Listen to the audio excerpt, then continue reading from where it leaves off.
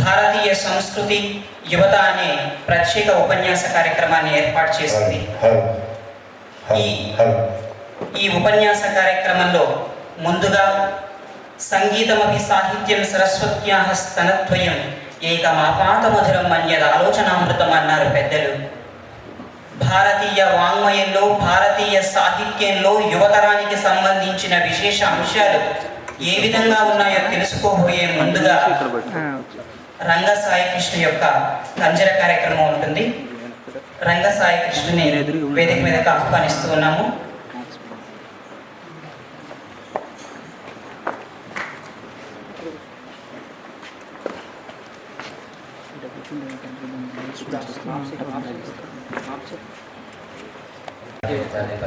కార్యకర్తలకు విద్యార్థులందరికీ నమస్కారం.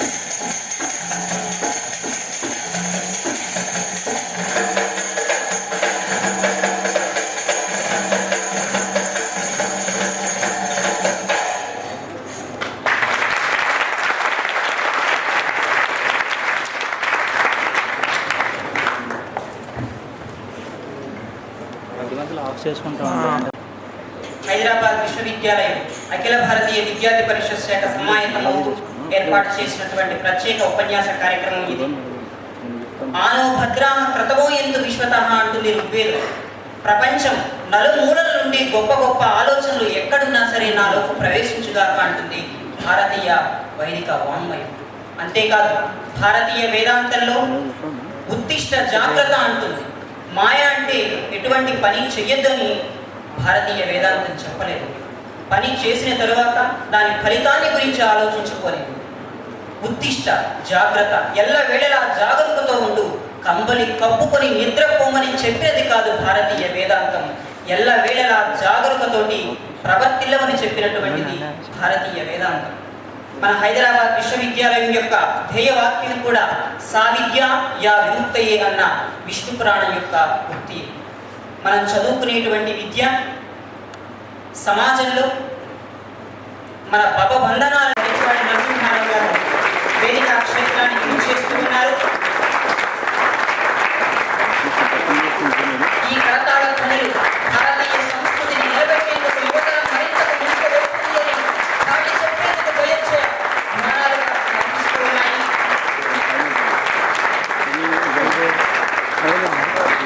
పెద్దల వేదిక క్షేత్రానికి విచ్చేశారు. ముందుగా స్వామి వివేకానంద అంబేద్కర్ చిత్రపటాలకు గురువుగారి చేతుల మీదుగా పుష్పమాలికల చేత అలంకరణ కార్యక్రమం జరుగుతుంది.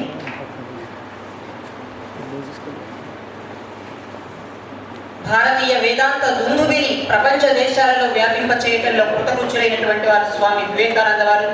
వారికి ఆ మహానుభావుడి యొక్క చిత్రపటానికి సుమమాలికను అందిస్తూ ఉన్నారు.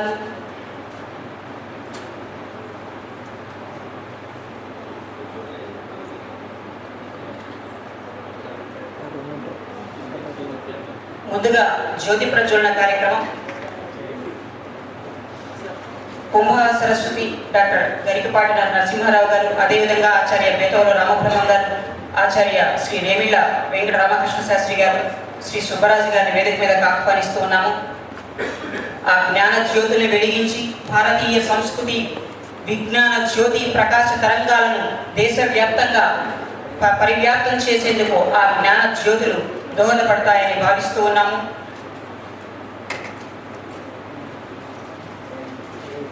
హిరణ్మయైన పాత్రేణ సత్యశాపితం ముఖం తత్వం పోషణపావును అంటుంది ఈశావాస్య ఉపనిషత్తు.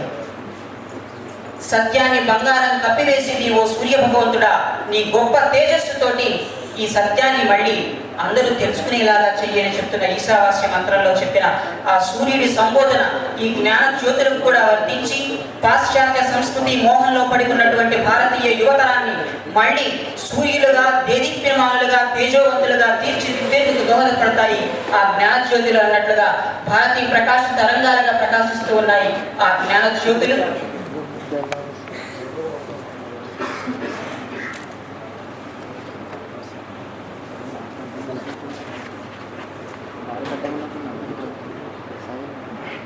డాక్టర్ అద్దంకి శ్రీనివాస్ గారిని కూడా వేదిక మీద ఆహ్వానిస్తూ ఉన్నాము.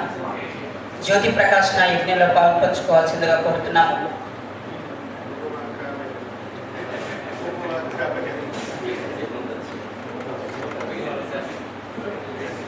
తత్వం భూషణ అపావృణం అంటున్నటువంటి ఈశావాస్య ఉపనిషత్తు యొక్క వాక్కు సత్యం బంగారాన్ని కప్పివేసింది ఓ సూర్య భగవంతుడా, ఈ సత్యాన్ని అందరూ తెలుసుకునేలాగా చెయ్యి అంటున్నటువంటి ఆ జ్ఞాన మంత్రం సరిగ్గా అన్వయించేటువంటి జ్యోతి ప్రకాశనం తర్వాత భారత రాజ్యాంగ నిర్మాత బౌద్ధ తత్వ సారాన్ని ప్రపంచవ్యాప్తంగా అందించినటువంటి మహానుభావుడైనటువంటి డాక్టర్ బిఆర్ అంబేద్కర్ గారికి పుష్పమాలికతోటి డాక్టర్ బిఆర్ అంబేద్కర్ గారిని అలంకరింపచేస్తూ ఉన్నారు పెద్దలు.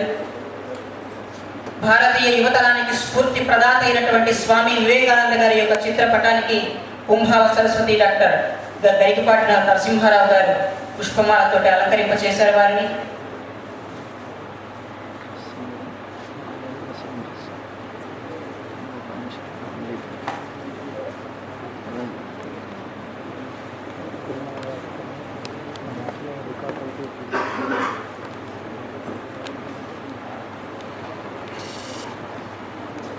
కుంభావ సరస్వతి డాక్టర్ గరికపాటి నరసింహారావు గారిని పుష్పగుచ్చంతో వారి నిండైన మనసుకు మా విద్యార్థుల పక్షాన నిండైన పుష్పగుచ్చాన్ని అందించవలసిందిగా కోరుతూ ఉన్నాను. రమాదేవిని ఆహ్వానిస్తూ ఉన్నాను. గురుగారి పుష్పగుచ్చాన్ని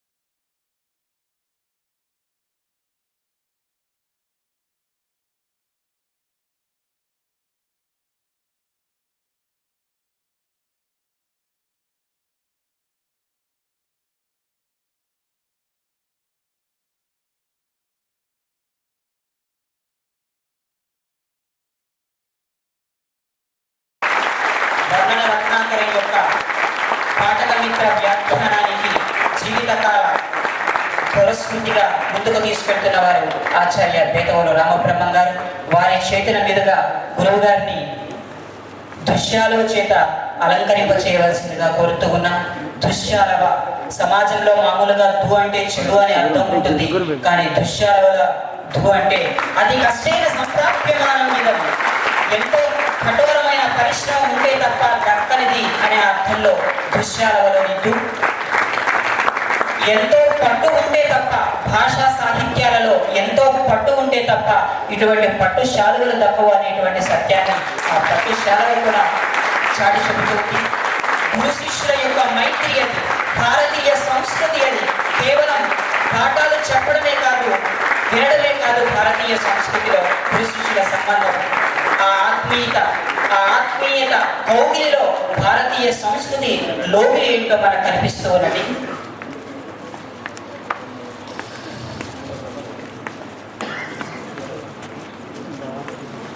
ఉద్ధతుల మధ్య పేదల కుండతరమే అన్నారు పెద్దలు. తెలుగు భాషా సాహిత్యాలలోను సంస్కృత భాషా సాహిత్యాలలోను వారి యొక్క ప్రతిభ, వారి యొక్క గరిమ ఇంత అంత అని చెప్పడానికి ఎవరికి కూడాను వాచాం అగోచరః అని ఆదగినటువంటి పాండిత్యం ఉన్న గురువుగారు వీరు. ఈ కోటీశ్వరుని మధ్యలో కోటి చక్రభాగ కోటీతి అశ్రిహి అంటుంది అమరకోశం. అగ్రభాగం సంస్కృతాంధ్ర భాషా సాహిత్యాలలో అగ్రభాగంలో ఉన్నటువంటి కోటీశ్వరులైనటువంటి డాక్టర్ గరికిపాటి నరసింహారావు గారి మధ్య ఈ పేదవాడు ఇక ఉండడం తగదు కనుక సవినయంగా భారతీయ సంస్కృతి యువత అనే అంశం మీద వారి ఉపన్యాసాన్ని మాకు అందించవలసిందిగా కోరుతూ సవినయంగా సెలవు తీసుకుంటున్నాను.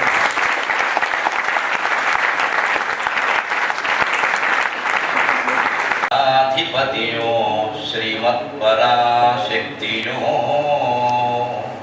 అమ్మ శివుడో మాధవుడో గణాధిపతియో శ్రీమత్పరాశక్తియో ఎవరో ఎందరో దేవతలు గెలరు, ఎవరో ఎందరో దేవతలు గెలరు, వారి సృష్టి మూలంబనం వివరించన్ భవదీయ గర్భము.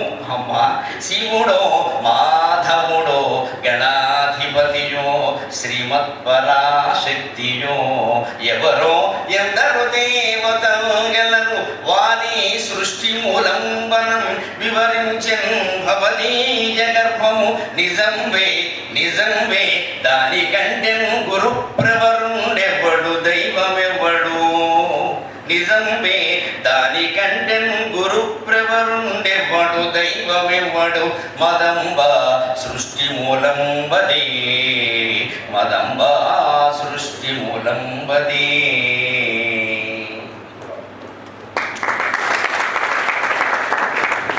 భారతీయులమే పుట్టడం, భారతీయ సంస్కృతి అవగాహన చేసుకోగలగడం, శతకోటి జన్మల సుకృతం అని పెద్దలు ఎందుకు అంటారు అంటే,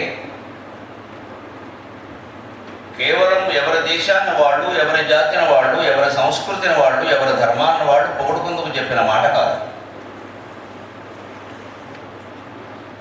నిజంగానే భారతీయ సంస్కృతిలో ఒక విశిష్టత. మనం భాద్రపద మాసంలో వినాయక చవితి జరుపుకుంటాం, 9 రోజులు చేస్తాం. తర్వాత వాడు అమ్మగారు వస్తుంది పార్వతీది, మా అబ్బాయికి 9 రోజులు చేశారు, నా సంగతి ఏమిటి, వాడిని కష్టపడి కన్నది నేను, కొడుకు 9 రోజులు చేస్తే మరి నా సంగతి ఏమిటో ఆవిడకి 10 రోజులు చేస్తాం దసరా ఆశ్వీజ మాసం. తర్వాత వాడు నాన్నగారు వస్తారు, ఆవిడకి ఇంత చేశారు, అబ్బాయికి ఇంత చేశారు, కుటుంబాన్ని పోషించేవాడు నేను పైగా బెచ్చబెత్తి పోషిస్తున్నానయ్యా, మరి నాకేమీ లేదా అంట. ఆయనకి నెలాడు చేస్తాం కార్తీక మాసం, భాద్రపద మాసంలో వినాయకుడు, ఆశ్వీజ మాసంలో అమ్మవారు, కార్తీక మాసంలో శివుడు. తర్వాత వాడు మేనమామ వస్తాడు శ్రీ మహావిష్ణువు. వీడంతా అమ్మాయికులు 3 సార్లు సంసారంలో ఇబ్బంది వస్తే చక్రం పట్టేసిన వాడిని నేను, అంతా కాపాడుకుంటూ వచ్చాను నేను. 10 అవతారాలు ఎత్తి వీడ సొమ్మ పోయింది, వీడు కైలాసంలో కూర్చున్నారు. మరి నాకేమిటంటే మార్గశిర మాసం ధనుర్మాసం అంతా ఆయనకి చేస్తాం. ఓ నెలల పాటు శుభ్రంగా పొద్దున్నే విష్ణువాలయాల్లో పులిహోర దద్దోజనం చక్కెర పొంగలి ప్రసాదాల కోసమైనా గుళ్ళోగడం, దానికోసమైనా గందరాలే వేస్తాం. చలికాలంలో లేవడానికి బద్దకిస్తారు, అందుకని ఈ స్కీమ్ పెట్టారు. ప్రపంచంలో అనేక రకాల మతాలు, ధర్మాలు, సంస్కృతులు ఉన్నానండి. మనిషి బలాన్ని కాదు బలహీనతను కూడా అర్థం చేసుకున్న ఏకైక సంస్కృతి భారతీయ సంస్కృతి.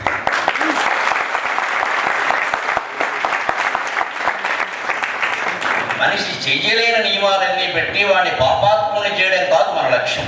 చెయ్యగలిగినవే చెబుతారు, చెయ్యగలిగిన విధానంగానే చెబుతారు. ఇలా చేయకపోతే అలా చెయ్యి, అలా కాకపోతే ఇలా చెయ్యి, మొత్తం మీద చెయ్యి మానే. అయితే ఈ స్వేచ్ఛ మరింత ఎక్కువైపోయింది మన దేశంలో వచ్చిన ఇబ్బంది. నియమం అనేది మరీ క్లిష్టం చేస్తే ఎంత కష్టమో, నియమాలు మరీ సడలించినా అంతే కష్టం. అందుకే విచక్షణ అనేది భారతీయ సంస్కృతిలో చాలా ప్రధానమైన విషయం. అందుకే నేను మా తల్లి అమ్మ ప్రార్థనలో శివుడు, మాధవుడు, గణాధిపతి, పరాశక్తి, ఇంకా ఎందరో అల్లా, యేసుక్రీస్తు, బౌద్ధ మతం, బుద్ధుడు, ఇంకా జనమహాదేవుడు, ఎంతమంది, ఇన్నింటికైనా అవకాశం ఉంది. మనకేం ఇబ్బందులు, ఇంకో 2-3 దేవతలు పెరిగితే వచ్చిన నష్టమే లేదు. ఇప్పటికే 3 మంది ఉన్నారు, నష్టమే కదా. పెట్టుకోమన్నారు గణంతో. పెళ్ళి 10 ఏళ్ళు అయింది, ఏమి ఇచ్చాడు మీ నాన్న అంటే, దేవుడు ఇచ్చేది నీ మొహాన్ని కట్టు, నన్ను ఇచ్చాడు కాదులేండి, మళ్ళీ ఇంకోటి ఇవ్వాలి అంటే అయిపోయింది. ఈ తగదా అయితే లింగోద్భోగాలు అయిపోయింది. 1 గంట ఇంకోటి అన్నారు. జగడవాడైనా జాగారం చేయమన్నారు భారతీయ సంస్కృతి విశేషంగా. జగడవాడైనా సరే ఇది కూడా కవర్ అయ్యేసరికి అంతేకాదు ఒక సమన్వయ ధోరణి. తెల్లారితే మనం జరుపుకోబోయే శివరాత్రి పండుగలో ఉంది శివతత్వం. శివరాత్రి నాడు మా ప్రవచనాలు చెప్పేవాళ్ళందరూ వరుసగా ఒక 10 రోజుల పాటు శివతత్వం చెబుతారు. సరే, దసరాకి దేవీతత్వం చెబుతారు.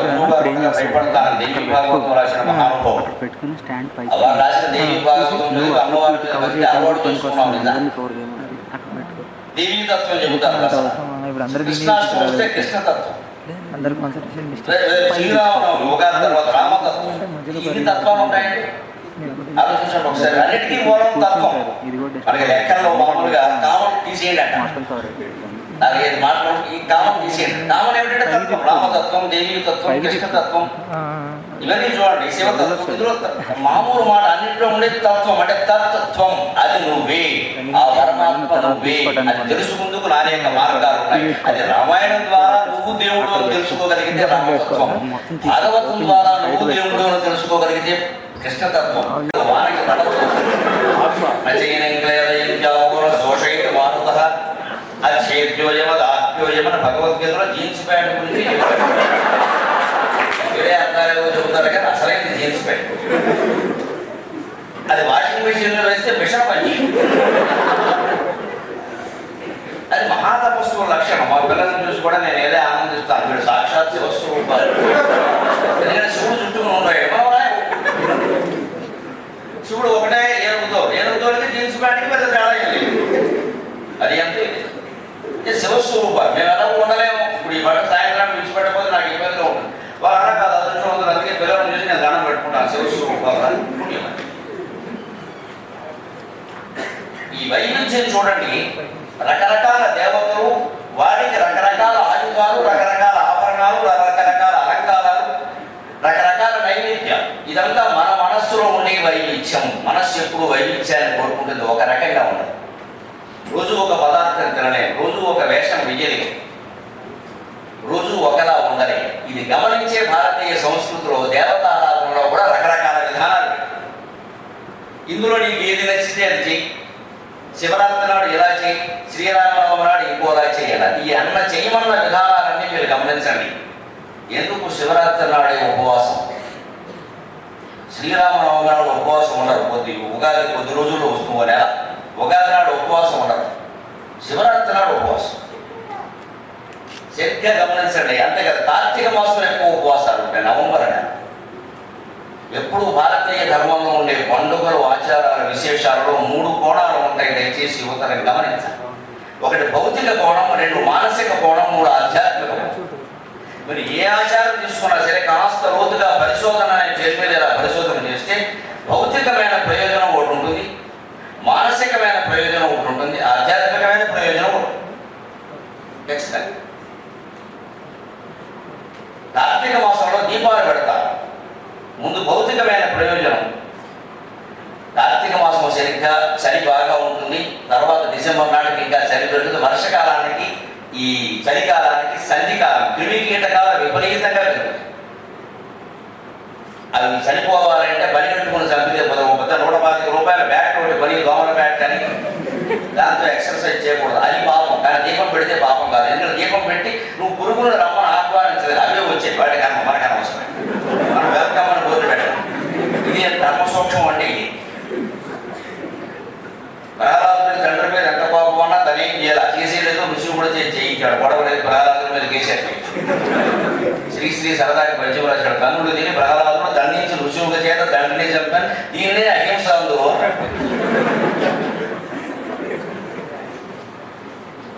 ఒక ధర్మ సూక్ష్మం ఏమిటంటే అది జరగాలి, ప్రకృతిలో జరుగుతుంది హింస, కానీ నువ్వు చేయకు. అందుకని హింసే జరగద్దు అనద్దు, అది సాధ్యం కాదు. ధర్మాన్ని కాపాడటం కోసం అవసరమైన ఆయుధాన్ని ధరించాలి. ఎవడు ఎప్పుడు ఎదుటివాడు ఆయుధాన్ని ధరించి మీదకు వచ్చాడు, కానీ నేను పొద్దున్న ఆయుధం పట్టుకుని బయలుదేరుతానండి కాలేజీకి సెలవు పెట్టి అనకూడదు. బాబు కప్పని కలుస్తుంది, కప్ప అరిచింది దీనంగా. నువ్వు యూనివర్సిటీ ఆఫ్ హైదరాబాద్కి వస్తున్నావు, మధ్యలో కప్పలు కనపడవు. ఒకవేళ కనపడదు, ఒకవేళ అరిసి ఖచ్చితంగా ఆగాలి, ఓ రాయి వేయాలి, ఆ కప్పను విడవేయాలి. అది ధర్మం. కానీ ఇది ధర్మం కదా అని పొద్దున్నే కాలేజీ మానేసి జీవనంగా రాళ్ళు వేసుకుని బయలుదేరకూడదు. ఇక్కడ పోతుంటాం, నీకు అవసరం. నీకు వినిపించింది, కనిపించింది. ఒకసారి అది బయలుదేరి పాముకు మరో కప్ప దొరికే అవకాశం ఉంది మిత్రమా, కప్పకి మరో జీవితం దొరికే అవకాశం లేదు. ఇది ధర్మం.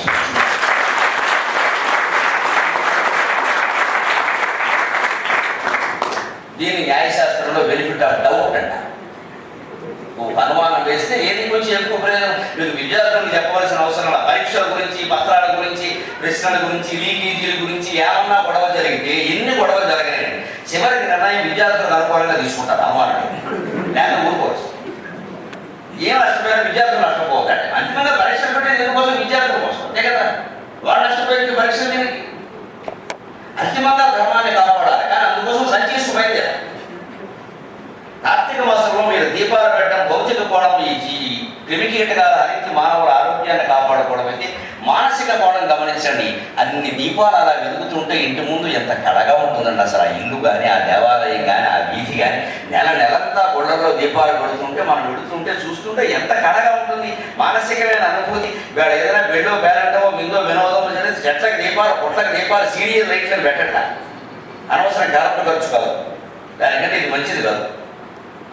అందుకని ఒక కళ, అది మానసికమైన ఆధ్యాత్మికమైనటువంటి కోణం. అందులో ఆ దీపం నీ గుండెల్లో వెలగాలి. అది లోపల ఉండే తమస్సును పోగొట్టగలగాలి. అందుకే మనం పుట్టినరోజులకి ఎప్పుడు దీపాలు ఆర్పకూడదు, దీపాలు వెలిగించాలి. అది భారతీయ సంస్కృతి. కేకులు కోసి అంగమున కేకలు వేయగనేలా. ఓ పెద్ద కేకోడు పట్టుకురావడం. నిన్న ఎవరో ఒక రాష్ట్ర ముఖ్యమంత్రి 66 ఏళ్ళు అయింది పుట్టి. అందుకని 66 కేజీల కేకు తయారు చేశారు. అది కూడా పార్లమెంటు భవనం మోడల్లో తయారు చేశారు. అసలు ఆవిడ శరీరం పార్లమెంటు భవనం వేరే తయారు చేయలేదు. ఆవిడ ఆ కాలమే పార్లమెంట్. అందుకే ఈవిడికి ఇప్పుడు ప్రధానమంత్రి అవడం ఉంది. 3వ ఫ్రంట్ అని పెడుతున్నారు వాడు, 36వ ఫ్రంట్ అని. 3వ ఫ్రంట్ రాగానే దేశం బ్యాకే. ఫ్రంట్ వస్తే బ్యాకేగా మనం ఉన్న 2 సరిపోలేదు. ఇప్పుడు 3వ ఫ్రంట్ కూడా తయారవుతారు. అందులో అందరికీ ప్రధానమంత్రి పదవి మీద కాంక్ష. అందుకని అప్పుడే ఆవిడ ప్రధానమంత్రి అయిపోయింది, పార్లమెంట్లో వెళ్ళిపోయిందని ఊహించుకున్న పార్టీ కార్యకర్తలు 66 కేజీల కేకు తయారు చేశారు. స్తంభాలు పార్లమెంటు మోడల్ అని. ఇటువంటి కేకు కూడా తయారు చేయడం, దానికి పోయిన హ్యాపీ బర్త్డే టు యూ అని 16 సార్లు. అది కూడా తెలుగులో పుట్టినరోజు శుభాకాంక్షలు అననే, జన్మదిన శుభాకాంక్షలు తెలుగులో పదాలు లేకపోతే వేరు. ఉన్నాయిగా, ఉన్నదానికి కూడా ఎందుకండి. జీవితంలో ఎవడైనా డబ్బు లేకపోతే అప్పు చేస్తాడు, కానీ ఉండగా అప్పు చేస్తాడా? భాష విషయంలో మనం ఈ దరిద్రాన్ని అవలంబిస్తున్నాం. ఉండగా కూడా ఇంగ్లీష్ మాట్లాడుతున్నాం. అది నేరం, ఘోరం. అది మానేయాలి, తెలుగు మాట్లాడాలి, భారతీయతను గౌరవించాలి.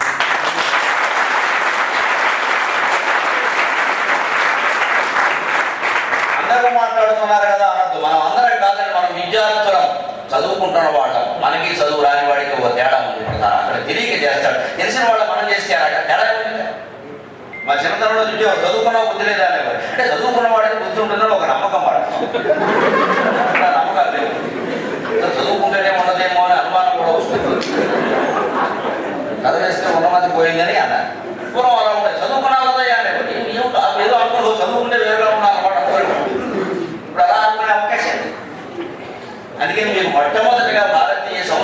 నిరంతరం ఆరాధించాలి కాదు, ఆచరించాలి, కనీసం అవలంబించాలి అనుకుంటే మీ తండ్రిగా ఒక మాట చెప్తున్నా దృష్టిలో పెట్టుకొని చేయండి. మళ్ళీ మీ పిల్లలకి ఈ ఇంగ్లీషు జబ్బు వ్యాపించవద్దు. కేకులు గోసి ఆంగ్లమున కేకను మేయగనే తీయనము పాకము గోసి ముక్కలను పంచగనే ఎరుపు.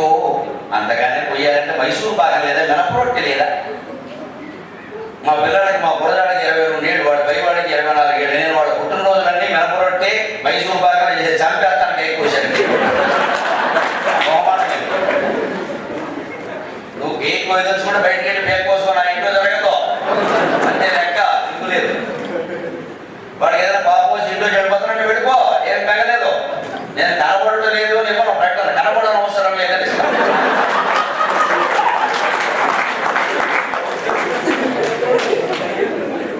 అలాంటి మొహమాటం ఉండవాడు. కనపడడం అవసరం లేదు, జూమ్ చేసి ఇస్తాం. మళ్ళీ ఎవరి ఇంటికి తీసుకురావద్దు. అయితే శుభ్రంగా చేస్తాం. నాయన వెళ్ళిపోవడం బాధాకరమే. వెళ్ళిపోవడం వల్ల నీ పేరు నాస్తంతా మీ తమ్ముడు పేరు పెట్టేశాం. ఎక్కడున్నా ఐదారు నీ భోగ భాగ్యాలతో సుఖంగా ఉండాలని కోరుకుంటున్నాం. అయిపోయి ఎప్పుడు సాయంత్రానికి వచ్చేస్తారు ఇంటికి వెళ్తే మన వద్ద ఆస్తిగా ఏం చేస్తాడు. ఏదైనా ఒకటి పాటింప చేయాలంటే కొంచెం ఖచ్చితంగా ఉండాలి. కఠినంగా ఉండకూడదు, ఖచ్చితంగా ఉండాలి. కఠినం వేరు, ఖచ్చితంగా ఉండడం వేరు. కాఠిన్యం అవసరం లేదు, ఖచ్చితంగా. అందుకని మీ పుట్టినరోజులు జరిపితే ఇక్కడి నుంచి కేకు కొయ్యకండి. కొయ్యాలని ఉంటే మైసూరు పాకం కొయ్యండి. కనీసం మన పిండి వంట, మైసూరు పిండి వంట లేదు, మినపరొట్టి బ్రహ్మాండం తెలుగు పిండి వంట ఒకటి బాగా కూడా. కేకులు గోసి ఆంగ్లమున కేకెలు వేయగనే తీయనము పాకము గోసి ముక్కలను పంచగనే రోగో దీపమార్పుని శోకములేల జన్మదిన శోభన వేళల దీపమార్పుని శోకములేల జన్మదిన శోభన వేళల జ్ఞానదీపమై జ్ఞానదీపమై చీకటి పారద్రోలుటయే జీవిత సారమటం చెరుంగరే.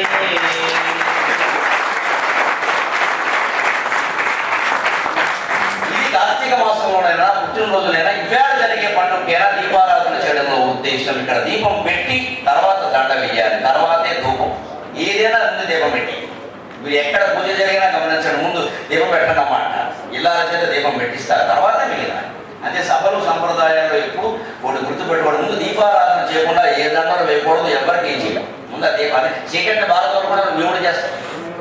దాని సారా పెట్టే లోపల నీ మనస్సులో చీకటిని పారదోడుకోకుండా నువ్వు ఎన్ని చదివినా దండగే, ఎన్ని ఉద్యోగాలు చేసినా దండగే, ఎన్ని జన్మలెత్తినా దండగే, మనస్సులో ఉండే చీకటిని పారదోడుకోవాలి మిత్రమా. అది ఒక చిన్న దీపం ఇంత సందేశాన్ని ఇవ్వడం ఒక్క ఇండియాలో తప్ప మన ఏ దేశంలోనైనా మీరు కనబడుతుంది.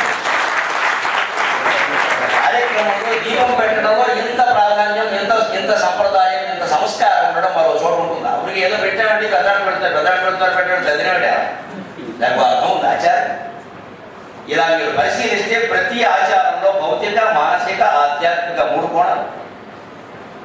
అంటే కార్తీక మాసంలోనే ఉపవాసాలు. ఇందులో భౌతిక కోణం ఏమిటో తెలుసా? ఆశ్చర్యం. నవంబర్ నెలలో పంటలకు వచ్చిన బియ్యం అన్నీ అయిపోతాయండి. డిసెంబర్లో కోతలండి. ఇంట్లో బియ్యం ఉండవండి, వాస్తవం అది. చాలా రైతు కుటుంబాల్లో నవంబర్ నెలలో పూర్వం ఇబ్బందులు పడేవారు ధాన్యం లేక. ఎందుకంటే నవంబర్లోనే కోతలు వచ్చినప్పుడు పంటలు మరి 20వ తారీఖు తర్వాత ఎంప్లాయీస్ దగ్గర జీతాలు ఉండవు, కొంత అడుగుకుంటారు 20 సరే 10వ తారీఖు కింద అడుగుకునేవాడు ఉంటాడు, వాడికి కనపడాడు. కానీ మామూలుగా ఖర్చు పెట్టేవాడు 20 రోజులు పర్వాలా. 20 దాటాక కొంచెం ఏంటో మళ్ళీ 1వ తారీఖు కాదండి 31 ఇచ్చేసి కదండి అక్కడికి. నెల రోజులు ఉద్యోగస్తులు ఉన్నప్పుడు కాస్త 20వ తారీఖు దాటా కొంచెం తొడుగుకుంటాడు. అలాగే ఏడాదికి ఒక్క పంటే ఉండేది పూర్వం. మీకు తెలుసు పెద్దవాళ్ళని 2 పంటలు 3 పంటలు ఓహో కొట్టి ఉరి వంగడాలు, భూదేవిని బలవంతం చేయడం ఇవన్నీ లేవండి. సహజమైన ఎరువులతో ఆ వాటి మట్టిలో ఏం పాడితే అది నవంబర్లో కోతలు అయితే నవంబర్లో బియ్యం ఎక్కడ ఉంటాయండి. అది నేను గొడవ లేకుండా పైగా చలికాలం. ఈ జఠరాగ్ని చాలా మందంగా ఉంటుంది, మందకుడిగా ఉంటుంది, వేడి ఎక్కువ ఉండదు చలికాలం. సహజంగా అన్నం అరగడం కష్టం. అందుకని 10 రోజులు మానేస్తే మంచిది. అందుకని కార్తీక మాసంలో సోమవారాలు 4, ఏకాదశి 2, పూర్ణిమ 1, అమావాస్య 1, మొత్తం మీద నెలలో 20 రోజులు మానే గొడవ. ఆ దండగా నీకు పండగ. ఇది భౌతిక కోణం. ఇది ఆశ్చర్యంగా ఉంటుంది. ఇవాళ 3 పంటలు కూడా సుఖంగా ఇంట్లో బియ్యం ఉన్నప్పుడు మనకి ఉపవాసం అనేది సెంటిమెంట్ అయింది. సెంటిమెంట్ కాదు, భారతీయత అనేది సెంటిమెంట్ కావు మిత్రమా, శాస్త్రజ్ఞానం ఖచ్చితంగా.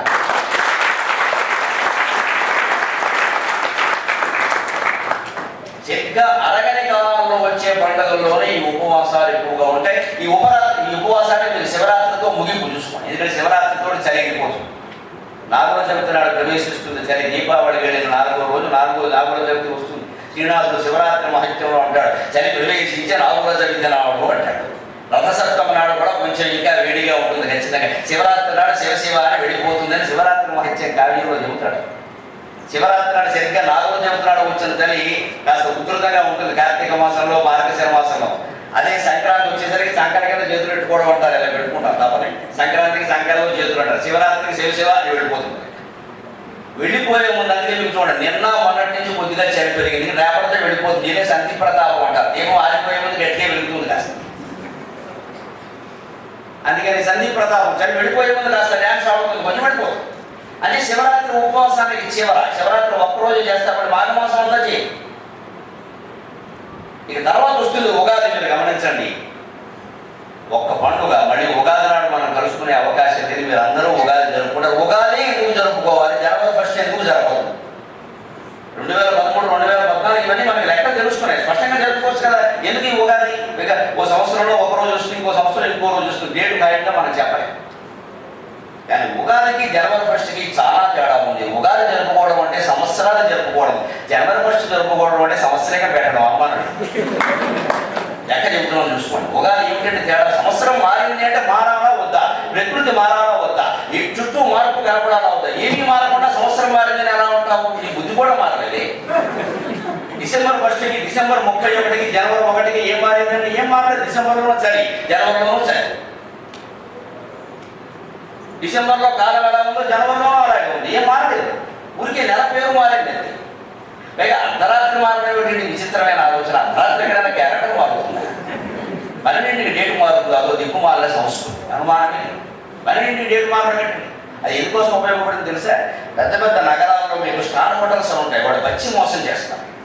మనం 4కి వెళ్ళామనుకోండి సాయంత్రం హోటల్కి, పెర్ డే 4000 అంటాడు. స్టార్ హోటల్లో పెర్ డే 4000, 5000 ఉంటుంది. పెర్ డే అంటే మనం అనుకుంటాం 24 గంటలు కదా, 4 గంటలకు సాయంత్రం వెళ్ళాం కదా, మన్నాడు సాయంత్రం 4 గంటల వరకు అనుకుంటాం, పొరపాటు. రాత్రి 12కి మళ్ళీ 2వ డే కింద లెక్కేస్తాడు. దిక్కుమాలితనం అంటే మంచి మోసం. ఎందుకంటే వాడి లెక్కల్లో ఏంటంటే మీరు 23వ తారీఖు వచ్చారు 4కి, రాత్రి 12కి డేట్ మారింది కదండి 24. అందుకని మర్నాడు సాయంత్రం 3కి నువ్వు ఖాళీ చేస్తే ఒకరోజు అంతే కాదు, మిత్రమా 2 రోజులు చెల్లించాలి. ఇంగ్లీష్ సంస్కృతిలో ఉండే నష్టం. ఏమీ మారలేదు. అర్ధరాత్రి మారింది అంటాడు, ఏం మారింది? కనీసం పడుకున్నవాడు పక్క కూడా జరగలేదు. రాత్రి నిద్రలో పడుకున్నవాడు కనీసం దేనికైనా లేవాలా, ఒక పక్కకైనా జరగాల, ఏమీ లేకుండా మారడం ఏంటండి? అదే ఉగాది, ఇది విజయనామ సంవత్సరం, వచ్చేది జయనామ సంవత్సరం. ఇది శిష్యుల సంవత్సరం పేరు మారింది. సరే, అక్కడ పేరు మారదు. ఇక్కడ శిష్యుల ఋతువు, వచ్చేది వసంత ఋతువు. ఎంత తేడా ఉందండి శిశిరానికి వసంతానికి. శిశిరానికి తాగీయకు శీతగాలి రానీయకు అన్నాడు కృష్ణశాస్త్రి మహాకవి. జీవితంలో ఇప్పుడు శీతగాలి మనం ఆహ్వానించాం, శిశిరానికి తాగీయకు. శిశిర ఋతువు అంటే ఇప్పుడు మీరు చెట్లు గమనించండి, ఎండి మూడులై ఆకులన్నీ రాలిపోయి ఉంటాయి, మొత్తం ఎండి మూడులా ఉంటాయి. ఒంటి కాలు మీద తపస్సు చేసే మహర్షులు రా ఉంటాయి. ఎండి మూడైపోయి ఉంటాయి. మహర్షులు ఎలా ఉంటారు? ఎండిపోయిన తొక్కలా ఉంటారు. వాళ్ళు ఏం తింటారని వాళ్ళు. అది ఆ ఎండి మూడైనటువంటి చెట్టు చూస్తే తపస్సులు చేసే మహర్షులు గుర్తొస్తారు. కానీ ఆ తపస్సు ఫలించినప్పుడు ఆ మహర్షి జీవితం ఎలా ఉంటుందండి? ఆ తపస్సు ఫలించడమే ఉగాది.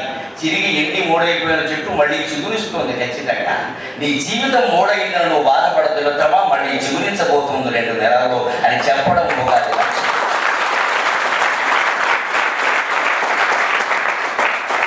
ఇప్పుడు నిర్ణయించుకోండి, ఉగాది నాడు మనం పండగ చేసుకోవాలో డిసెంబర్ 31 రాత్రి ట్యాంక్ బండ మీద తందనాడాలో. ఏమీ మారకుండా మన బుద్ధి మారింది తప్పితే ఏమీ మారలేదు. అది కూడా అపవిత్రమైన వ్యవహారాలు. పండగ నాడు ఉగాది నాడు పచ్చడి చేస్తారు. అందులో తీపి, కారం, చేదు, పులుపు, వగరు, ఉప్పు 6 రుచులు ఉంటాయి. ఎందుకు ఉగాది నాడే చేస్తారని మరి రోజు ఎందుకు అనరండి? పైగా ఆ పచ్చడిలో 6 తీపి ఉండాలి, కారం ఉండాలి, చేదు ఉండాలి, వగరు ఉండాలి, ఉప్పు ఉండాలి, పులుపు ఉండాలి. ఎందుకు? అక్కడి నుంచి నీ జీవితం అంతా 6 రకాల రుచులు ఉంటాయి. జాగ్రత్తగా చూసుకో, అన్ని కలిపి సమన్వయంగా చేసుకుని జీవితాన్ని నడుపుకోనాయన. అంతేగాని ఆ చేదు ఉండడానికి వీలు లేదు, వగరు ఉండడానికి వీలు, అంటే జీవితమే ఉండడానికి వీలు. నదిలో నీళ్లు కొట్టుకుని వచ్చినప్పుడు మీరు గమనించండి, నీళ్లు మాత్రమే రావు, మట్టి వస్తుంది, రాళ్ళు వస్తాయి, తూటు మొక్కలు వస్తాయి, రకరకాలు వస్తాయి. నీకు కావాల్సిన నీళ్ళు నువ్వు తాగాలి తప్ప ఈ దరిద్రం నాకు పనికిరాలంటే ఫ్రెష్ వాటర్ అంటే అసలు నదే రావు. బ్రష్ వాటర్ నువ్వు తయారు చేసుకోవాలి, సహజంగా తయారవు. నువ్వేం చేస్తావని భగవంతుడు ఇస్తాడు. అందుకని ఉగాది ఇచ్చే గొప్ప సందేశాన్ని మీరు గమనించండి. మన పండుగలో మన సంస్కృతి ఎంత గొప్పదో తెలిసింది. రాలిన ఆకు మేల్బసిడి రాగముగా చిగురించు, రాలిన ఆకు మేల్బసిడి రాగముగా చిగురించు, ఎండుదై వ్రాలిన మోడు జీవరసరమ్య శిరస్సున పైకి లేచు, ఎండుదై వ్రాలిన మోడు జీవరసరమ్య శిరస్సున పైకి లేచు, పార్వాలిన లోకమందు అవమానము కండు ఘడిల్లెనంచు గగోలుగా నేర్చెదేల, పార్వాలిన లోకమందు అవమానము కండు ఘడిల్లెనంచు గగోలుగా నేర్చెదేల, నవఘోరక రాగము కోకిలమ్మయే హేళగ పాడుచున్నది, నవఘోరక రాగము కోకిలమ్మయే హేళగ పాడుచున్నది, ప్రహేళికలం పగిలింపరం విగన్.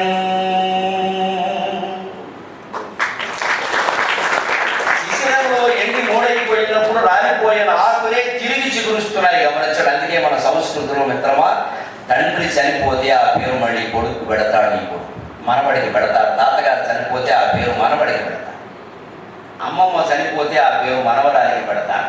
తాత చనిపోయాడని మనం అనుకోట్ల మనవడి రూపంలో మళ్ళీ మన ఇంట్లో పుట్టాడు. ప్రతిదీ వస్తుంది, ఏది పోదు. ఇది భారతీయ సంస్కృతి. ఈ జీవితమే అనుకోవద్దు, దీనికంటే ముందు కొన్ని 100 జీవితాలు ఉన్నాయి, దీని తర్వాత 100 జీవితాలు ఉన్నాయి. అందుకని ఈ జీవితాన్ని గతం నుంచి అనుభవాలు పాఠాలు నేర్చుకోవాలి, రాబోయే జీవితానికి పునాది వేసుకోవాలని భారతీయ సంస్కృతి చెబుతుంది. విదేశీ సంస్కృతి అలా చెప్పదు. Death is the end of life. చచ్చిపోయేలోగా అన్ని అనుభవించే, తినే, తాగే, నీ ఇష్టం, పోటే, మళ్ళీ రాదు ఛాన్స్. ఇందువల్ల మొత్తం యువతరం చెడిపోతున్నామా లేదా? ఖచ్చితంగా వేసుకోవయా తలసోత ముందు ఎందుకు వచ్చిందండి ఈ మాట? మనకు బతుకులేదు ఇంకా. ఎవరిలో అనుభవించే మళ్ళీ నాకు 50 ఏళ్ళు వస్తే కష్టం. ఏమిటి కష్టము? ఇప్పుడు అనుభవించకపోతే ఏమిటైంది? అనుభవించకుండా ఎంతమంది లేరు. ఈ దేశ సంస్కృతి గురించి మీకు ఎంతవరకు తెలుసో నాకు తెలియదు, నన్ను మన్నించండి. గురువుల ముందు మాట్లాడటానికి నేను భయపడుతున్నా. 84 రకాల శృంగార భంగిమలతో వాత్సాయన కామసూత్రాలు రచించిన మహానుభావుడు వాత్సాయనుడు. ఆ జన్మ బ్రహ్మచారి మై ఫ్రెండ్. స్త్రీ స్పర్శ తెలియలే.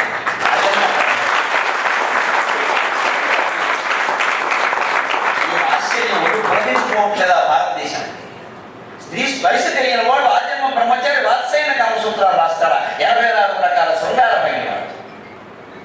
యోగం, తపశ్శక్తి, దివ్య దృష్టి అంటారు. కళ్ళజోడు పెట్టుకుంటే తప్ప ఏమీ కనపడదు మనకి, అది అర్థమయ్యే విషయం. ఎందుకంటే మనకి దిగుమాలని మామూలు దృష్టి లేదు, దివ్య దృష్టి. ఎవరైనా దివ్య అనే అమ్మాయి ఉంటే మనకి దివ్య దృష్టి.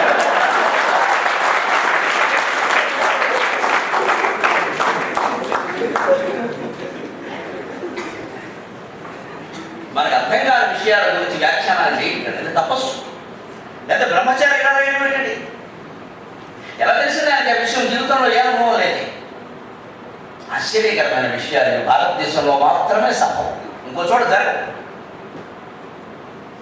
అన్ని భోగాలను అన్ని శృంగార భోగాలకి అవకాశం ఉంది. అలాగే వైరాగ్యానికి అంతే. ఒక వయస్సులో ఇది, ఒక వయస్సులో. అందుకే జీవితంలో నిరాశ పడ్డం అనేది భారతీయ లక్షణం కాదు. ఆత్మహత్యలు జరుగుతున్నాయి విశ్వవిద్యాలయంలో ఉంటే, విష సంస్కృతి, విదేశీ సంస్కృతి వ్యాపించడం వల్ల జరుగుతున్నాయి. భారతీయుడు ఎవరు ఆత్మహత్య చేసుకోరు.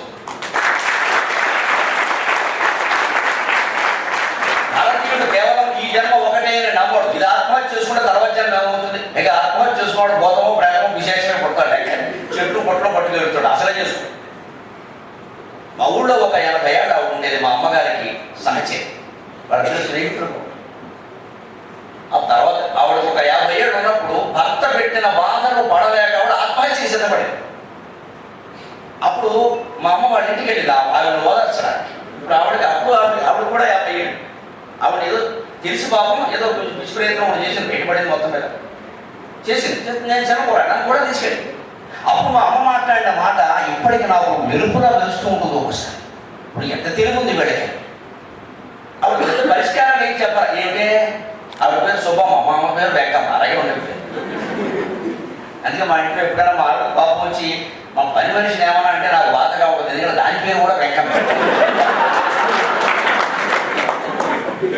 వెంకమ్మ పేరు ఉన్నట్టుందని కాదు, ఈ పేరు మీద మా అమ్మని అంటుందేమో నాకు కొంచెం.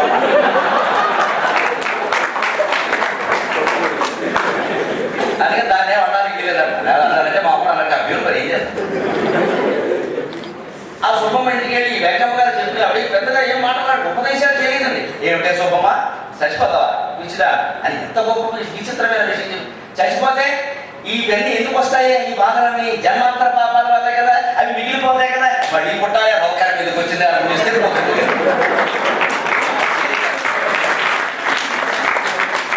ఆశ్చర్యం, నా తల్లి 3వ తరగతితో చదువు మానేసింది మిత్రమా నమ్మండి.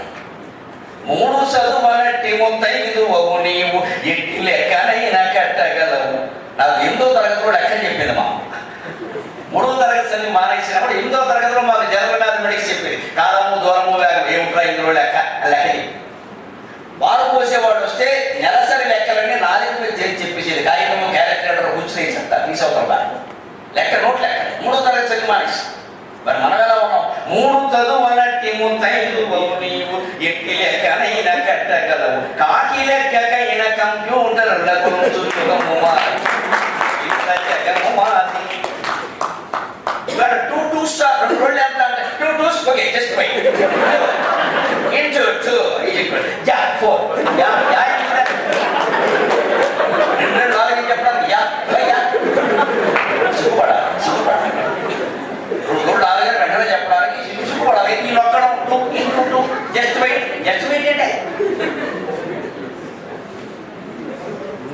మన ధారణాశక్తి, మన మన సృజనాత్మక శక్తులు ఎలా నశిస్తున్నాయో యంత్రాల కారణంగా గమనించండి. ఈ యాంత్రిక నాగరికతకి వ్యతిరేకం సహజమైన ప్రాకృతికమైన నాగరికత, సహజమైన నాగరికత భారతీయ.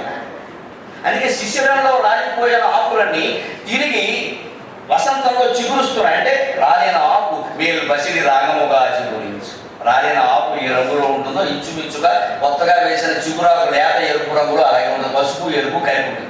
తర్వాత ఆకుపచ్చ రంగులో వస్తుంది.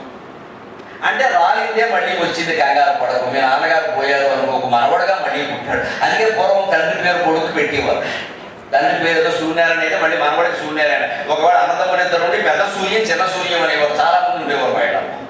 ఇది అందరికీ నమ్మకం, తండ్రి గారి మీద గౌరవం పెట్ట.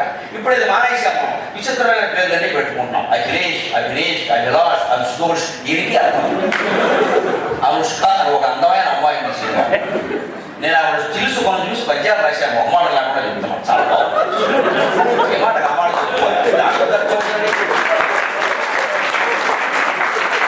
విశ్వనాథ్ సత్యనారాయణ గారికి మీకు ఎవరు బాగా నచ్చారంటే జ్యోతిలక్ష్మి నచ్చిందని చెప్పాడు. అప్సర స్త్రీ లక్షణాలన్నీ జ్యోతిలక్ష్మిలో ఉన్నాయని అన్నాడు. నేను అప్పుడు జ్యోతిలక్ష్మి కావాలని నేను చాలా చిన్నపిల్ల. నాకు అనుష్కలో మళ్ళీ అప్సర స్త్రీ లక్షణాలు. అందుకని పత్రికల్లో ఏదైనా వస్తే ముందు నేను చూస్తాను, చల్లగా చూడాలి. చూడకపోతే మీరంటే కూడా చెప్పడం అలాగా. విశ్వవిద్యాలయాల్లో పాఠం చెప్పాలంటే ముందు 2-3 సినిమాలు చూడాలి. అందులో నిధులకు రావాలి. ఏం చేద్దాం, వేరే దాటలేదు. నోటు అన్నం తెలిసిందంటే తెలియదంటే ఇక్కడ ఇక నిజమే. కానీ అంత అందమైన అమ్మాయికి అన్ని భంగిమలు కానీ పేరు నాకు అర్థమే చదవాలి. అనుష్క అంటే ఏమి? రామబ్రహ్మ గారు నేనే ఏంటి అప్పుడు అనుష్క అంటే ఏంటి? ఏదో అనుష్క కానీ అనుష్క ఏం చెప్తాం? అర్థమైన పేర్లు పెట్టడం కంటే తండ్రి పేరు తాత పేరు పెట్టడం ఎంత గొప్ప విషయం అండి. ఓ లెక్క మాస్టర్ ఉన్నాడు, ఆయన పిల్లలందరికీ పేరు కొడుకు పుట్టాడు, ఆయన పేరు పెట్టాలి. ఏదో ఆయన అనుకున్నాడు, ఆలోచిస్తున్నాడు. కానీ ఈలోగా భార్యని అడిగాడు, ఏమన్నా ఆలోచిద్దాం పెడతా ఏం చెప్తానంటే అర్థాన్ని అడుగుతాను. వాళ్ళ అమ్మగారిని అడిగాడు. ఆవిడ ఎంత నేను అనవరం సత్యనారాయణ మొక్కున్నాను, అది సత్య కలపాల్సిందే, సత్య ఏదో అమ్మ. ఈలోపు ఆ బియ్యంతో వచ్చింది కౌంటర్ పార్ట్. ఆవిడ అలా కుదరదు, నాకు 4 కళ్ళలోకి వచ్చింది, నాగా కలప. ఇప్పుడు నాగా సత్య అన్నారు. ఇక అక్కడి నుంచి ఎవరు అరసగలు సూర్యనారాయణమూర్తికి మొక్కున్నారు. మామగారు ఇంట్లో సూర్యనారాయణమూర్తి ఇక్కడ నాగా సత్య సూర్య. చివరికి వీడి పేరు ఎలా అయిందంటే పాస్పోర్ట్లో కాదు ఎయిర్పోర్ట్లో కూడా పడదు. అది చివరికి ఆ లెక్కల మాస్టర్ విసుగొచ్చి ఏం పెట్టాలో తెలియగానే ఏమీ పెట్టదు, ఎక్స్ అనుకున్నాం. తర్వాత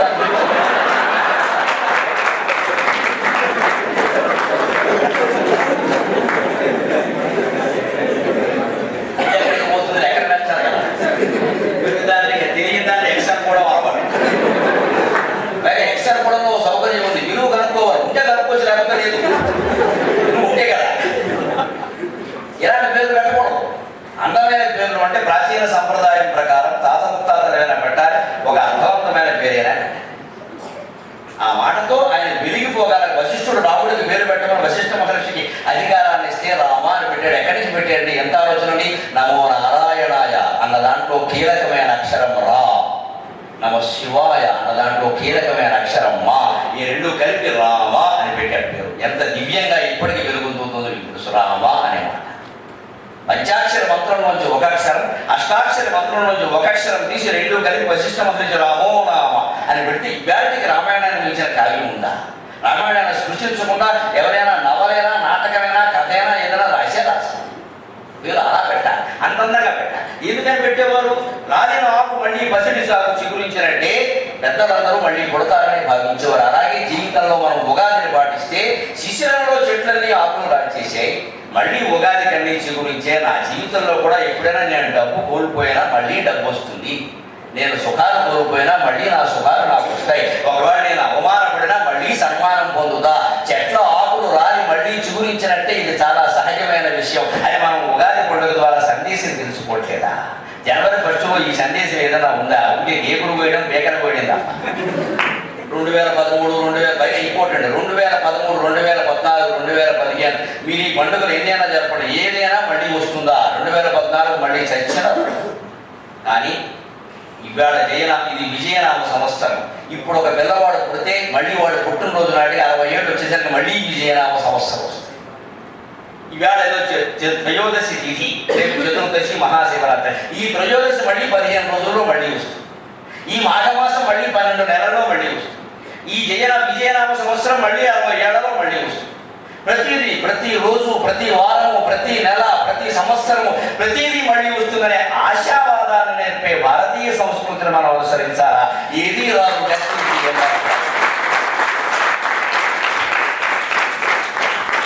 యువతరం దుర్వ్యసనాల పాల్గొనడానికి ఎప్పటి భోగాలు అప్పుడే అనుభవించాలి, తర్వాత అవకాశం దొరకదేమో అని తొందరపడడానికి ఈ మనస్తత్వం కారణం. ఇది ముందు మార్చుకోవాలి. మనం చాలాసార్లు అనుకుంటాం, మనం office management, time management, family management, అన్ని మేనేజ్మెంట్ అంటే మైండ్ మేనేజ్మెంట్ చాలా ముఖ్యం.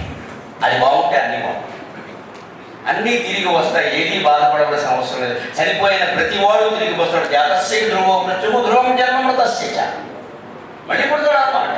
ఈ గొప్ప ఆశావాదాన్ని మనకి ఉగాది అందిస్తుంది. కాబట్టి ఉగాది జరుపుకో. ఆ ఉగాది నాడు కూడా పచ్చడి చేసిందంటే మీరు గమనించండి, వేప పువ్వు చేదు, బెల్లం ముక్కేస్తారు తీపి, చేదుకు వ్యతిరేకం. మిరపకాయ ముక్కేస్తారు కాస్త కారం.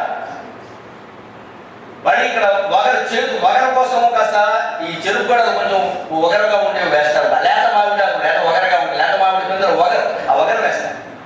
ఉప్పురా ఎలాగో వేస్తారు, లేదా పచ్చడి కాదు, చింతపండు వేస్తారు. పురుగు. ఈ 6 రోజులు వేసి పచ్చడి చేయడంలో ఉద్దేశం ఆ ఒక్కరోజు పచ్చడి శాస్త్రం కోసం తినమని కాదు. మనం అన్ని శాస్త్రం కోసం చేసి పారేసేయండి. గురికి శాస్త్రం కోసం కాదు. జీవితం అంతా నువ్వు ఈ 6 రోజులు ఆస్వాదిస్తూనే ఉండాలి. జీవితంలో చేదు, వగరు కూడా, పులుపు కూడా ఉంటాయి, తీపి ఇవన్నీ కొంచెం బాగుంటాయి, ఉప్పు కూడా కొంచెం బాగానే ఉంటుంది. చేదు భరించలే మనం. కానీ మీరు గమనించండి, చారులు చేస్తారు, అన్నిళ్ళలో చేస్తారు చారు, రసం అంటారు. అందులో 16 పదార్థాలు వేస్తారు. పోపుల డబ్బాలలో ఉంటాయి 7 8. ఇక మిగిలినవి పక్క మొత్తం 16 రకాలు వేస్తారు. అందులో మీరు గమనించండి, ఆవాలు వేస్తారు, మెంతులు వేస్తారు, ఇంగు వేస్తారు. ఆవాలు చాలా చేదు, 4 ఆవాలు నోట్లో వేసుకుంటే గంట సేపు ఆ వాసన పోదు, ఆ చేదు పోదు. మెంతులే నాకు సాయంత్రం వరకు పోదు. ఇంగు వేసి జీవితాంతం పోదు. ఇంగు కట్టిన పొట్టంటారు, ఆ పొట్టనే పట్టుకోగలుగుతుంది ఆ వాసన. ఇంగు తిన్నామంటే అంటే ఎన్నిసార్లు బ్రష్ పెట్టి కాలు గేటు, వాటర్ గేటు ఏం పెట్టినా. మరి ఇంత చేదైన పదార్థాలు రసంలో వేస్తే బాగున్నాయి కదా, పైగా వేయకపోతే రసం బాగుంటుంది కదా. నీ జీవితంలో దుఃఖం, ఇంగువ లాంటిది, ఆవాలు లాంటివి, మెంతులు లాంటివి, వాటిని రసమయం చేస్తే జీవితం బాగుంటుంది. జీవితాన్ని రసమయం చేసి ఆస్వాదించాలి, దుఃఖాన్ని రసంగా తీసుకోవాలి. అందుకే మన కావ్యాల్లో కరుణ రసం అంటారు దాన్ని. ఏడు మన శోకం. దానికి సాయిభావం శోకమే, కానీ రసస్థాయికి వెళ్ళేసరికి అది కరుణ. శకుంతల అత్తారిని గడిపోతుంటే కనుమ మహర్షి పద్యాలు శ్లోకాలు పడుతున్న మనకి ఏడుపు కాదు, అది ఒక రకమైన రసస్థాయి. మన అమ్మాయి ఎవరో అత్తారిని గడిపోతుంది, మనం విడిచిపెట్టేస్తున్నాను భావన కలుగుతుంది, అది రసస్థాయి. హరిశ్చంద్ర నాటకంలో కొడుకును కోల్పోయి చంద్రమతి ఏడుస్తుంటే మనం అక్కడ మామూలు దుఃఖం కింద భావిస్తున్నాం, అది రసస్థాయి. ఏం బాగా నడితే ఆవిడ ఏడుస్తుంటే నీకు బాగానే ఉండడే, ఆ మాట ఏంటి అసలు? కానీ అది రసం అంటారు. ఎందుకంటే ఆవిడ నిజంగా ఆ నటీమణికి ఏం అశుభం జరగల. అక్కడ నాటకంలో ఒక పాత్ర. అంటే నీ జీవితాన్ని కూడా నాటకంగా తీసుకో. ఇది జగన్నాటక సూత్రధారి శ్రీకృష్ణ పరమాత్మ ఆడిస్తున్న నాటకం. ఇందులో బతికి పోయిన నాటకమే, వంగిన నాటకమే, పైకి లేచిన నాటకమే, ఈడైన నాటకమే. నాటకంగా భావించి జస్ట్ ప్లే, ఆడుకో, ఆనందంగా ఆడుకో. ఎందుకు జీవితాన్ని గురించి బాధపడతావు? ఇది ఉగాది సందేశం. ఇది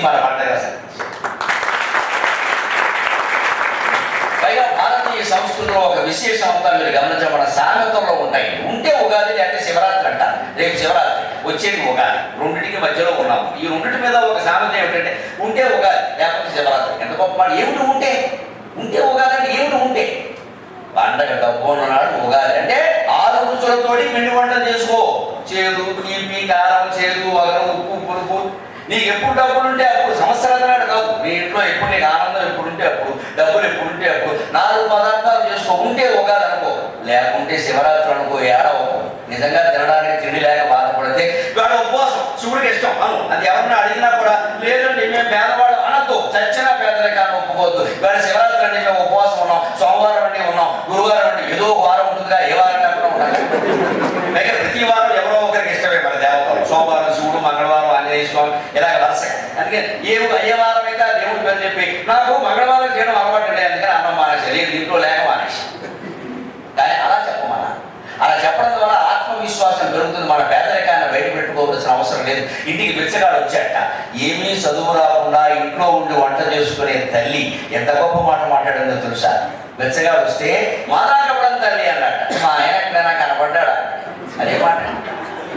మాదాకపడం తల్లి అంటే మా ఆయన ఎక్కడైనా కనపడ్డాడా అంటే వాళ్ళ ఆయనకి ఇదే పని. దాని విషయం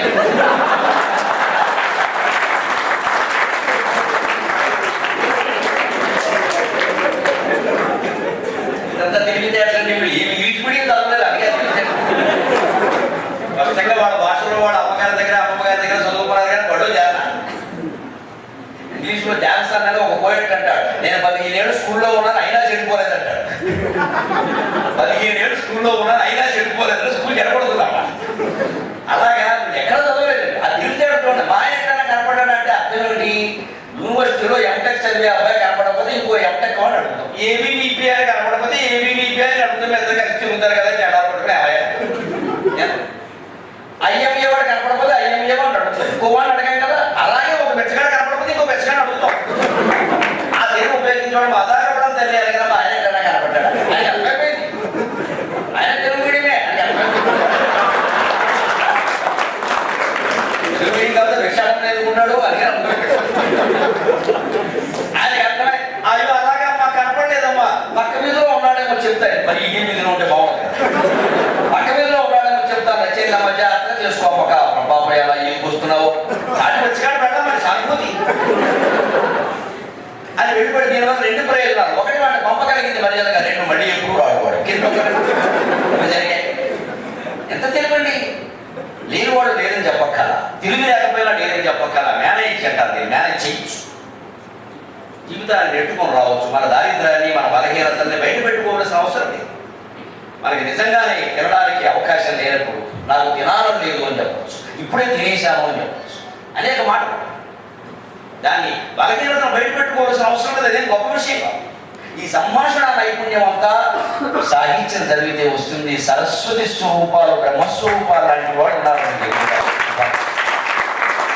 మీరు ఎంతవరకు వినియోగించుకుంటున్నారో దయచేసి ఆలోచించండి. వారి పాద స్పర్శన నేను పరమ పవిత్రంగా భావిస్తాను. వారు పాఠాలు చెప్తున్నారంటే పేదవాళ్ళు రామవర్మ గారు మీరు ఎంత అదృష్టవంతులండి.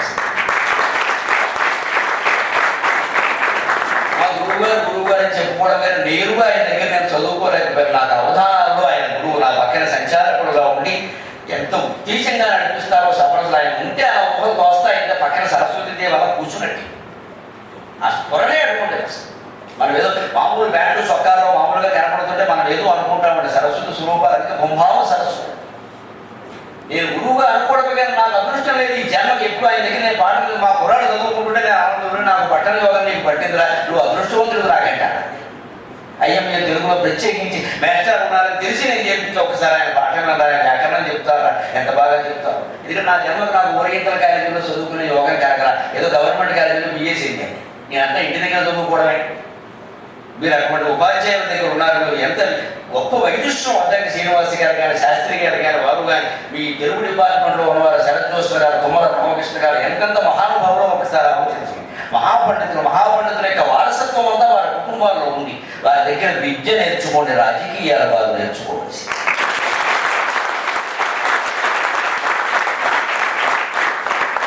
ఇప్పుడు ఒక్కసారి సమన్వయాన్ని గురించి ఆలోచించండి. సమన్వయమే భారతీయ సంస్కృతి. అందరినీ కలుపుకుపోవడమే. ఎవరిని మనం విడదీయం, ఎవరిని మనం ద్వేషించాం. అన్ని మతాలు మనకిష్టమే, అన్ని కులాలు మనకిష్టమే. పరమతాన్ని సహించడం కాదు, మనం వివేకానందుడు చెప్పడం యాక్సెప్ట్ ఇట్, మేము ఆమోదిస్తాం దాన్ని. రామకృష్ణ పరమహంస ముస్లిం మతం ప్రార్థనల ప్రకారం సాధన చేశాడు ఏడాది పాటు. అల్లా ప్రత్యక్షం అవుతాడా? అయ్యాడు. క్రైస్తవుల సంప్రదాయాల ప్రకారం ప్రార్థన చేశాడు, మోకాళ్ళ మీదకి వచ్చి యేసుక్రీస్తు రూపంలో భగవంతుడు దర్శించాడు. ఆయన అమ్మవారిని 18 రూపాయలు చూశాడు, అష్టాదశి శక్తి పీఠాల రూపాలు.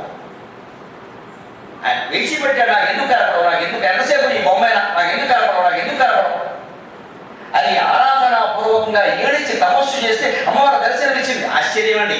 అమ్మవారైనా ఆడదే లెక్కలెక్కే. ఆవిడ ఏమో తెలుసా, 18 రూపాయలు దర్శనం ఇచ్చాక పరమహంస అన్నింటిలోకి ఏ రూపంలో చాలా అందంగా ఉన్నారని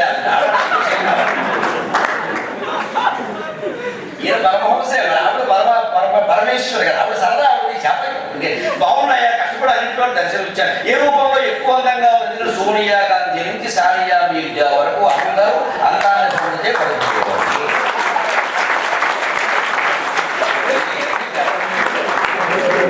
70 ఏళ్ళ కూడా లుకింగ్ యంగ్ అనగానే ఆవిడ ఎవరో ఒకసారి వాడు అన్నాడు, మనకి గుర్తు లేదు, మనకి తెలియదు, అర్థం చూసుకుంటే తెలియదు. అందుకని కాస్త మా పిల్లల లాంటి కూడా ఆడాళ్ళతో మాట ముఖ్యంగా పెళ్ళిళ్ళు అయ్యాయి. ఎక్కువగా సంభాషణ నైపుణ్యం అంటే ఎప్పుడు భార్య ముందు కనపడగానే బాగున్నావు అంటూ ఉండాలి. ఒక మాట వాడు బాగున్నావు బాగున్నావు మనకి టిఫిన్ బాగుంటుంది. వీడు గొప్ప దగ్గర వాడు మనస్సులో భావం బయట పెట్టాలి. కొత్త చీర కట్టుకుంటారు, వచ్చి పక్కన ఉంచుంటారు. మనం అమ్మాయి మనం గొంతులో తీసుకెళ్ళా విశ్వాపురం ఎక్కువ బాబాడు అంటారు. వీడికి శాంతం లేదు, అసత్యం లేదు అన్నది గొంతులో కదా. కొత్త చీర కట్టుకున్నాడు ఎలా ఉందో చెప్పు, అది గమనించాలి. అలా మాట్లాడితే మా ఆయనకి అంటే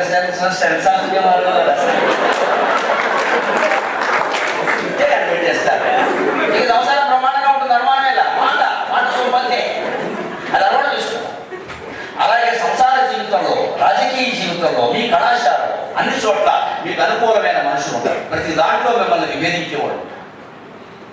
అంతమంది విభేదించే వాళ్ళతో మనం నెట్టుకు రావచ్చు. శివుడు నెట్టుకొస్తున్నాడు. శివరాత్రి సందర్భంగా మనం చెప్పుకోవాలి.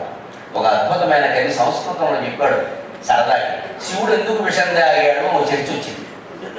ఎక్కడికి తెలుసు ఎందుకు విషం తాగాడండి, నాకే అనుమానం వచ్చింది. మా ఇంట్లో శివుడు ఏదో సెకండ్లో పోసుకుని ఎలా విషం తాగుతున్నట్టుగా ఒక చిత్రం ఉంది, క్యాలెండర్. దాన్ని చూసి ఒకసారి నాకు ఏడుపు వచ్చింది. ఏమయ్యా లోకముడు లోకజాలనికి ఈ విషయం ఇచ్చారా అన్నది. ఎందుకంటే బాలసముద్రంలో లక్ష్మీదేవి పుట్టింది, విష్ణుమూర్తి పెట్టుకెళ్ళి. కౌస్తవం పుట్టింది, ఆయన గారు మెడ వేసుకున్నాడు. కామధేను పుట్టింది, వశిష్ఠుల వారికి ఇచ్చారు. చింతామణి పీఠం పుట్టింది, ఇంద్రుడికి ఇచ్చారు. 60,000 మంది పుట్టారు అప్సరసులు, అందరూ దొరకబడి పని చేసుకున్నారు. ఏమీ దొరక పోయిన దొరకగానే శివుడు దొరికాడు అమ్మాయిలు. ఆయన ఫోన్ చేశారు, వెంటనే మీరు వచ్చారు. ఇప్పుడు దానికే సామెత తెలంగాణ లోకం ఉడికి లోకల్ జాబ్ ఒకడు లోకపోతే లోకల్ జాబ్ కలిసి పోతారు. కాబట్టి బియ్యం అనవడుతుంది ఎడు. అందుకే నాకే వచ్చారు. నేను నాకు శివభక్తిగా శివుడికి అభిషేకం చేస్తూ అది బొమ్మ చూసి ఎంత అమాయకుడు అయ్యా, మీ భక్తులమైన మమ్మల్ని కూడా అమాయకులు చేసి పారేశారు. ఎందులకి విషము సహించి ఫలించి క్షమించి దాచితో, ఎందులకి విషము సహించి ఫలించి క్షమించి దాచితో, తొందరపాటుగా దేని దోసిలినొక్క సుధా ప్రసంగమా స్వామి, తొందరపాటుగా దేని దోసిలినొక్క సుధా ప్రసంగమా అంటే నా స్వామి నాకు స్ఫురణ రూపంలో జవాబు ఇచ్చాడు. నేను ఎందుకు తాగానో నీకు తెలియదురా, నేను తొందరపడ్డా. ఇందరి మేలు కోరి ఒకటి మహిళని మటంచు, ఇందరి మేలు కోరి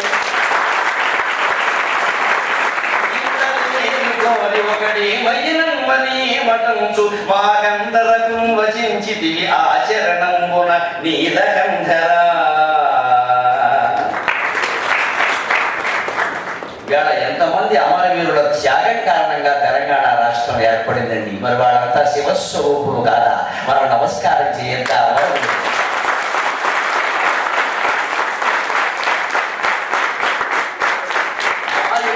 అమాయకులైన విద్యార్థులు బలైపోయారే, వారు ఇప్పుడు వచ్చిన తెలంగాణ వాళ్ళు చూడలేకపోతున్నారే. వాళ్ళ కళగా మిగిలిపోయింది. వాళ్ళ కుటుంబాలకు ఏం జరుగుతుంది అనేది భగవంతుడు నిర్ణయించాలి. అవన్నీ రాజకీయాలు, అవన్నీ వేరే విషయం. కానీ మనం మాత్రం వాళ్ళ త్యాగాన్ని మర్చిపోం. అది శివుడు త్యాగం ఖచ్చితంగా. ఇంతమంది అన్ని రకాల భోగాలు వస్తువులు వస్తే అవన్నీ వాళ్ళు తీసుకుంటారా? ఏ శివుడు కనపడలేదా? ఉన్నటువంటి కవులు విచిత్రంగా చెబుతారు. అందుకే ఒక సభలో ప్రస్తావన వస్తే మీకేం తెలుసు శివుడు సంసారంలో ఉండే కష్టాలు అవన్నీ భరించడానికి విషయం తాగడానికి. ఇంత త్యాగం కోసం ఆయన తాగితే అలా కాదు, సరదా కవిత్వం ఉంటే అలాగే ఉంటుంది. అందుకే ఎందుకు తాగాడంటే ఆయన అన్నట్టు దీనికి వెనకాల నేపథ్యం ఏమిటంటే వినాయక చవితి వచ్చింది, వినాయకుడు పుట్టినరోజు. అందుకని సరే పుట్టినరోజు నాడు సహజంగా పిల్లాడికి ఇష్టమైన బట్టలు పుట్టిస్తాం, వాడికి ఏం కావాలని అడుగుతాం కదా. అందుకని శివుడు కూడా వినాయకుడిని పిలిచి ఎలా పెద్ద అబ్బాయి నీకు ఏం కావాలరా అన్నాడు. ఆయనకి బట్టలు పుట్టించడం ఆయన వల్ల అవుతుంది, ఆ స్థూలకాయ అది వల్ల కాదు, ఎరుగుతోలు ఎక్కడి నుంచి వస్తుంది. అందుకని ఏం కావాలని ఆయన నాన్నగారు నాకు ఏం వద్దండి, మన కుటుంబం ఏంటో నాకు చిత్రంగా ఉందండి, అమ్మో చోట మీరో చోట తమ్ముడో చోట నేనో చోట ఏం బాగుండేది. ఎందుకంటే మీరు వెళ్ళి కాశీలో కూర్చుంటారు, అమ్మాయి పెద్దవాళ్ళు ఉంటుంది కనకదుర్గాదేవి, మీరు కాశీలో ఉంటారు, నేనేమో ఈ మధ్య కాణిపాకంలో ఉంటున్నాను, ఏం చేయాలో తెలియక.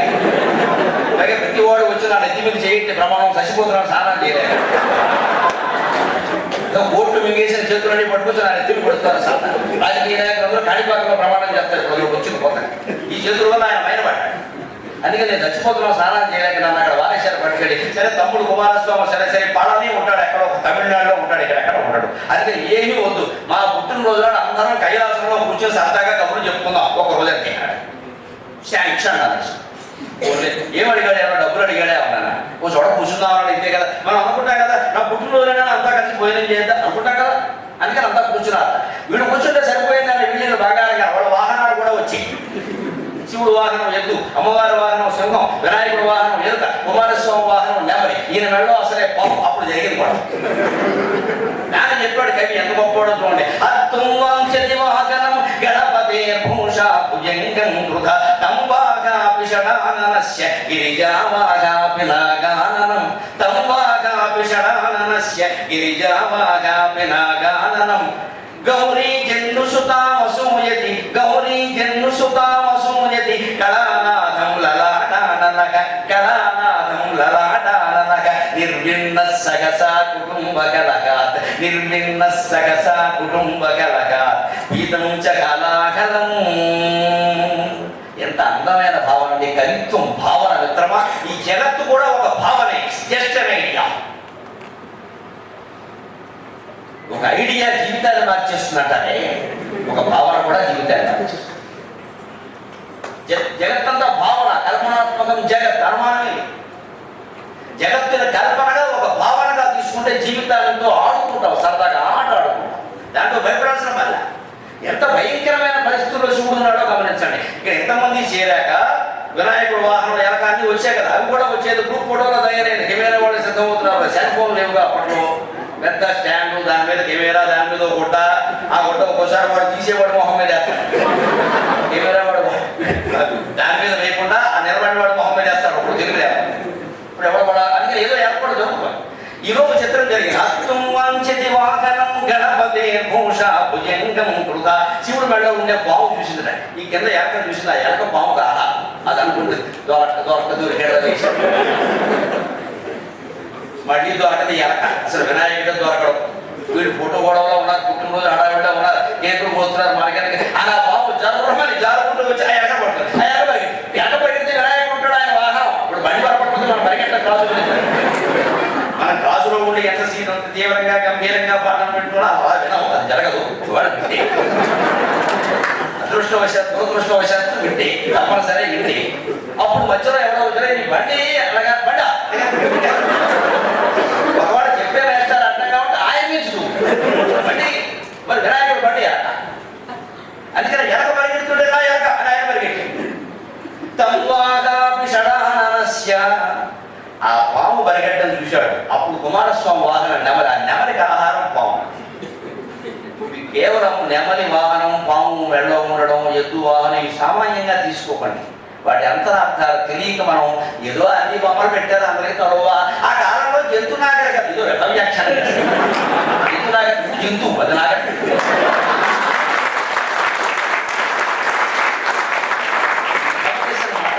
కుడి దశ, మధ్య దశ, రాళ్ళ దశ, వేళ్ల దశ, రవలెక్కలన్నీ వేసి సంస్కృత తపస్సు ఉంటే ఇది అర్థమవుతుంది, లేదా అర్థం కాదు.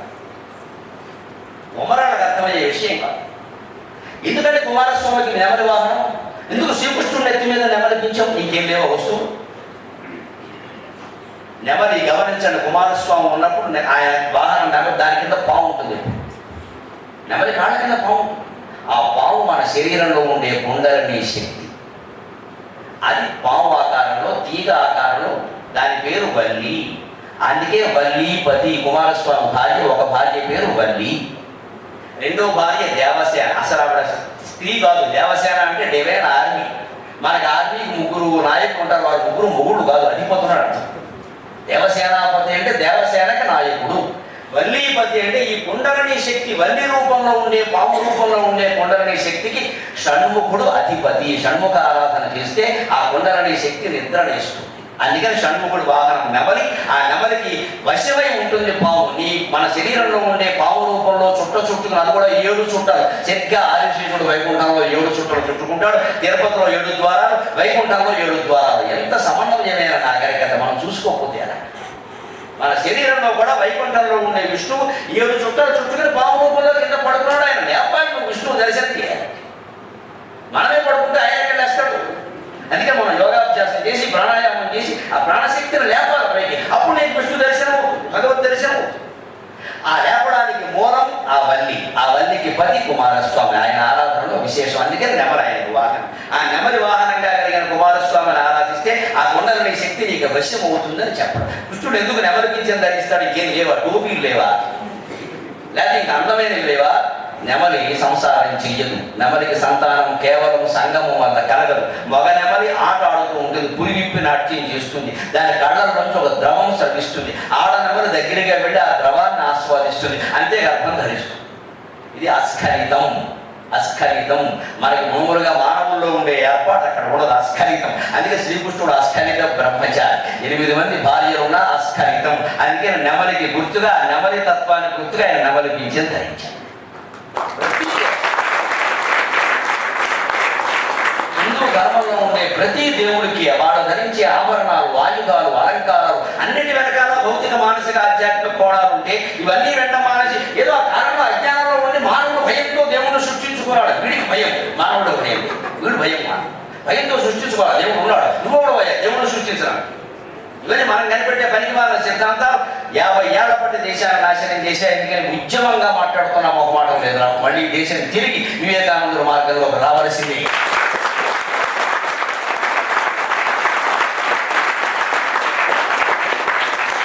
అసలైన అర్థాలు చెప్పకుండా కనీసం తల్లికి, తల్లిదండ్రులని గౌరవించి ఒక మామూలు సంస్కారమైన లేకుండా, తపస్సు, సంధ్యావందనం ఏమీ లేకుండా ఉన్న కొన్ని ప్రబుద్ధులు సృష్టించిన సిద్ధాంతాలు ఒక తరమంతా 50 ఏళ్ల పాటు చెడగొట్టు రాసి. అందుకని మళ్ళీ మారాలంటే ఈ తత్వాలు చెప్పి తినడం దగ్గర పోటీ పడి చెబుతాను నేను. పరిగెత్తు అలా ఆలోచన చేయండి. సరిగ్గా పాము పరిగెడుతుంది, వెనకాల పాము పరిగెడుతుంటే పాము తినడం కోసం నెమలి పరిగెట్టింది. సహజం మరి నెమలికి ఆహారం.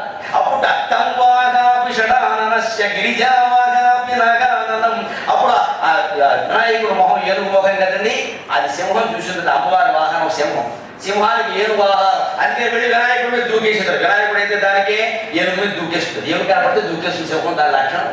అందుకే దూకేసింది. అమ్మవారు చూడండి, అప్పుడేమంటే తల్లికి కొడుకు మొహం మీద ఏ సింహం వెళ్ళి దూకితే తన వాహనం కాబట్టి దూకద్దాననే చెప్పాలి. కనీసం కాపాడే ప్రయత్నమైనా చేయాలి. ఒరే తప్పుకోరా అని అనాలి. ఏమనుకుంటే ఆవిడ ఏం చేసింది తెలుసా? ఎక్కువ సందర్భంలో సెటిల్ చేయాలి, ఎవరు కూడా వాడదు. ఆవిడ బాధ ఆవిడ ఏం చేస్తుందట? ఇంతమంది కలిసి ఉంటే శివుడు నెత్తి మీద చూస్తుంది. ఎందుకంటే అక్కడ గంగా ఉంది. ఆవిడ బాధ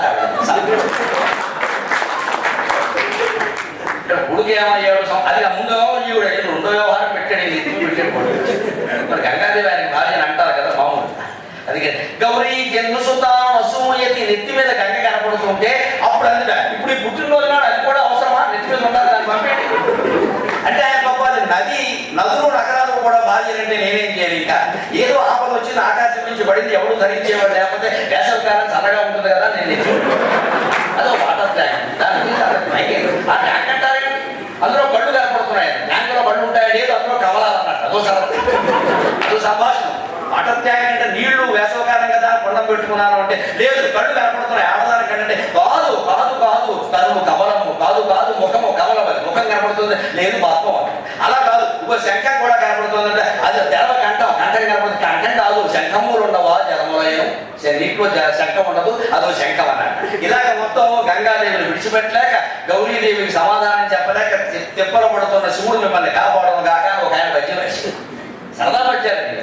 అందుకని ఆవిడ గౌరీ జన్మసుతామసు ఆవిడ ఈ గొడవలన్నీ పట్టించుకోవడం మన చేయండి, ముందు దాన్ని పంపేయండి, అది ఉంటే నాకు కుదరదు, మీరు తోటి మొదలెట్టారు ఈ వచ్చాను, పైగా దాన్ని నెత్తి మీద ఎక్కించుకోలేమో ఎప్పుడు దింపుతారో ఇంట్లో ఎవరికి తెలుసు అని ఆ పాట. అభయంతుడు అంటే కళాధములు లలాటానల, కళానాథుడు అంటే చంద్రుడు, ఆయన లలాటానడం అంటే ఈ మూడో కన్ను. అది సాధారణంగా తెలుసుకోదు. కానీ ఇప్పుడు ఇంట్లో అందరూ ఏదో చేస్తుంటే చిన్నపిల్లాడు ఒకడు ఉంటాడు, వాడు నేను కూడా చేస్తా అంటారు. అందుకే వాడిని ఆటలో అర్చపడిన పక్కన అంటారు, వాడికి ఏదో వస్తువు ఇచ్చి వాడు చేసినా ఏం అనకండి అంటారు, లేదా వాడు ఊరుకోడు. అలాగే అందరూ ఫోటో దిగుతుంటే ఈ మూడో కన్ను కూడా నేను కూడా దిగితే బొమ్మని అనుకుంటాను. ఎందుకంటే ఫోటో వాడు ఏమంటాడు, కళ్ళు తెరవండి అంటాడు, తెలుసుకుంటే ప్రమాదం.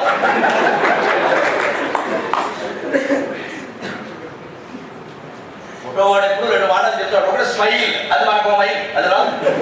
పైగా వాడి ఫోటో బాగా తీయలేదంట, మన నవ్వడం మానేసి నవ్వమంటాడు, కళ్ళు తెరవమంటాడు, అంతే కదా. అందుకని ఫోటో తీసేటప్పుడు కళ్ళు తెరవమంటే మూడో కన్ను తెలుసుకుంటే ప్రమాదం. అలాగే మూడో కన్ను తీసేద్దామంటే నన్ను ఎప్పుడూ తెలుసుకోను, నేను ఎందుకు ఇక్కడ, అది తెలుసుకుంటే ప్రమాదం. ఇలా మొత్తం ఎలక కోసం బావు కోసం నెమలి, ఏనుగు కోసం సింహం, ఇవి బారిపోతూ పైగా గౌరీదేవి గంగాదేవి మీద బాగుపడి ఈ మూడో కన్ను తెలుసుకునే ప్రయత్నం చేసినప్పుడల్లా వేడికి ప్రమాదం కాబట్టి పైన చంద్రుడు దాని మీద అమృతం కురిపిస్తున్నాడు.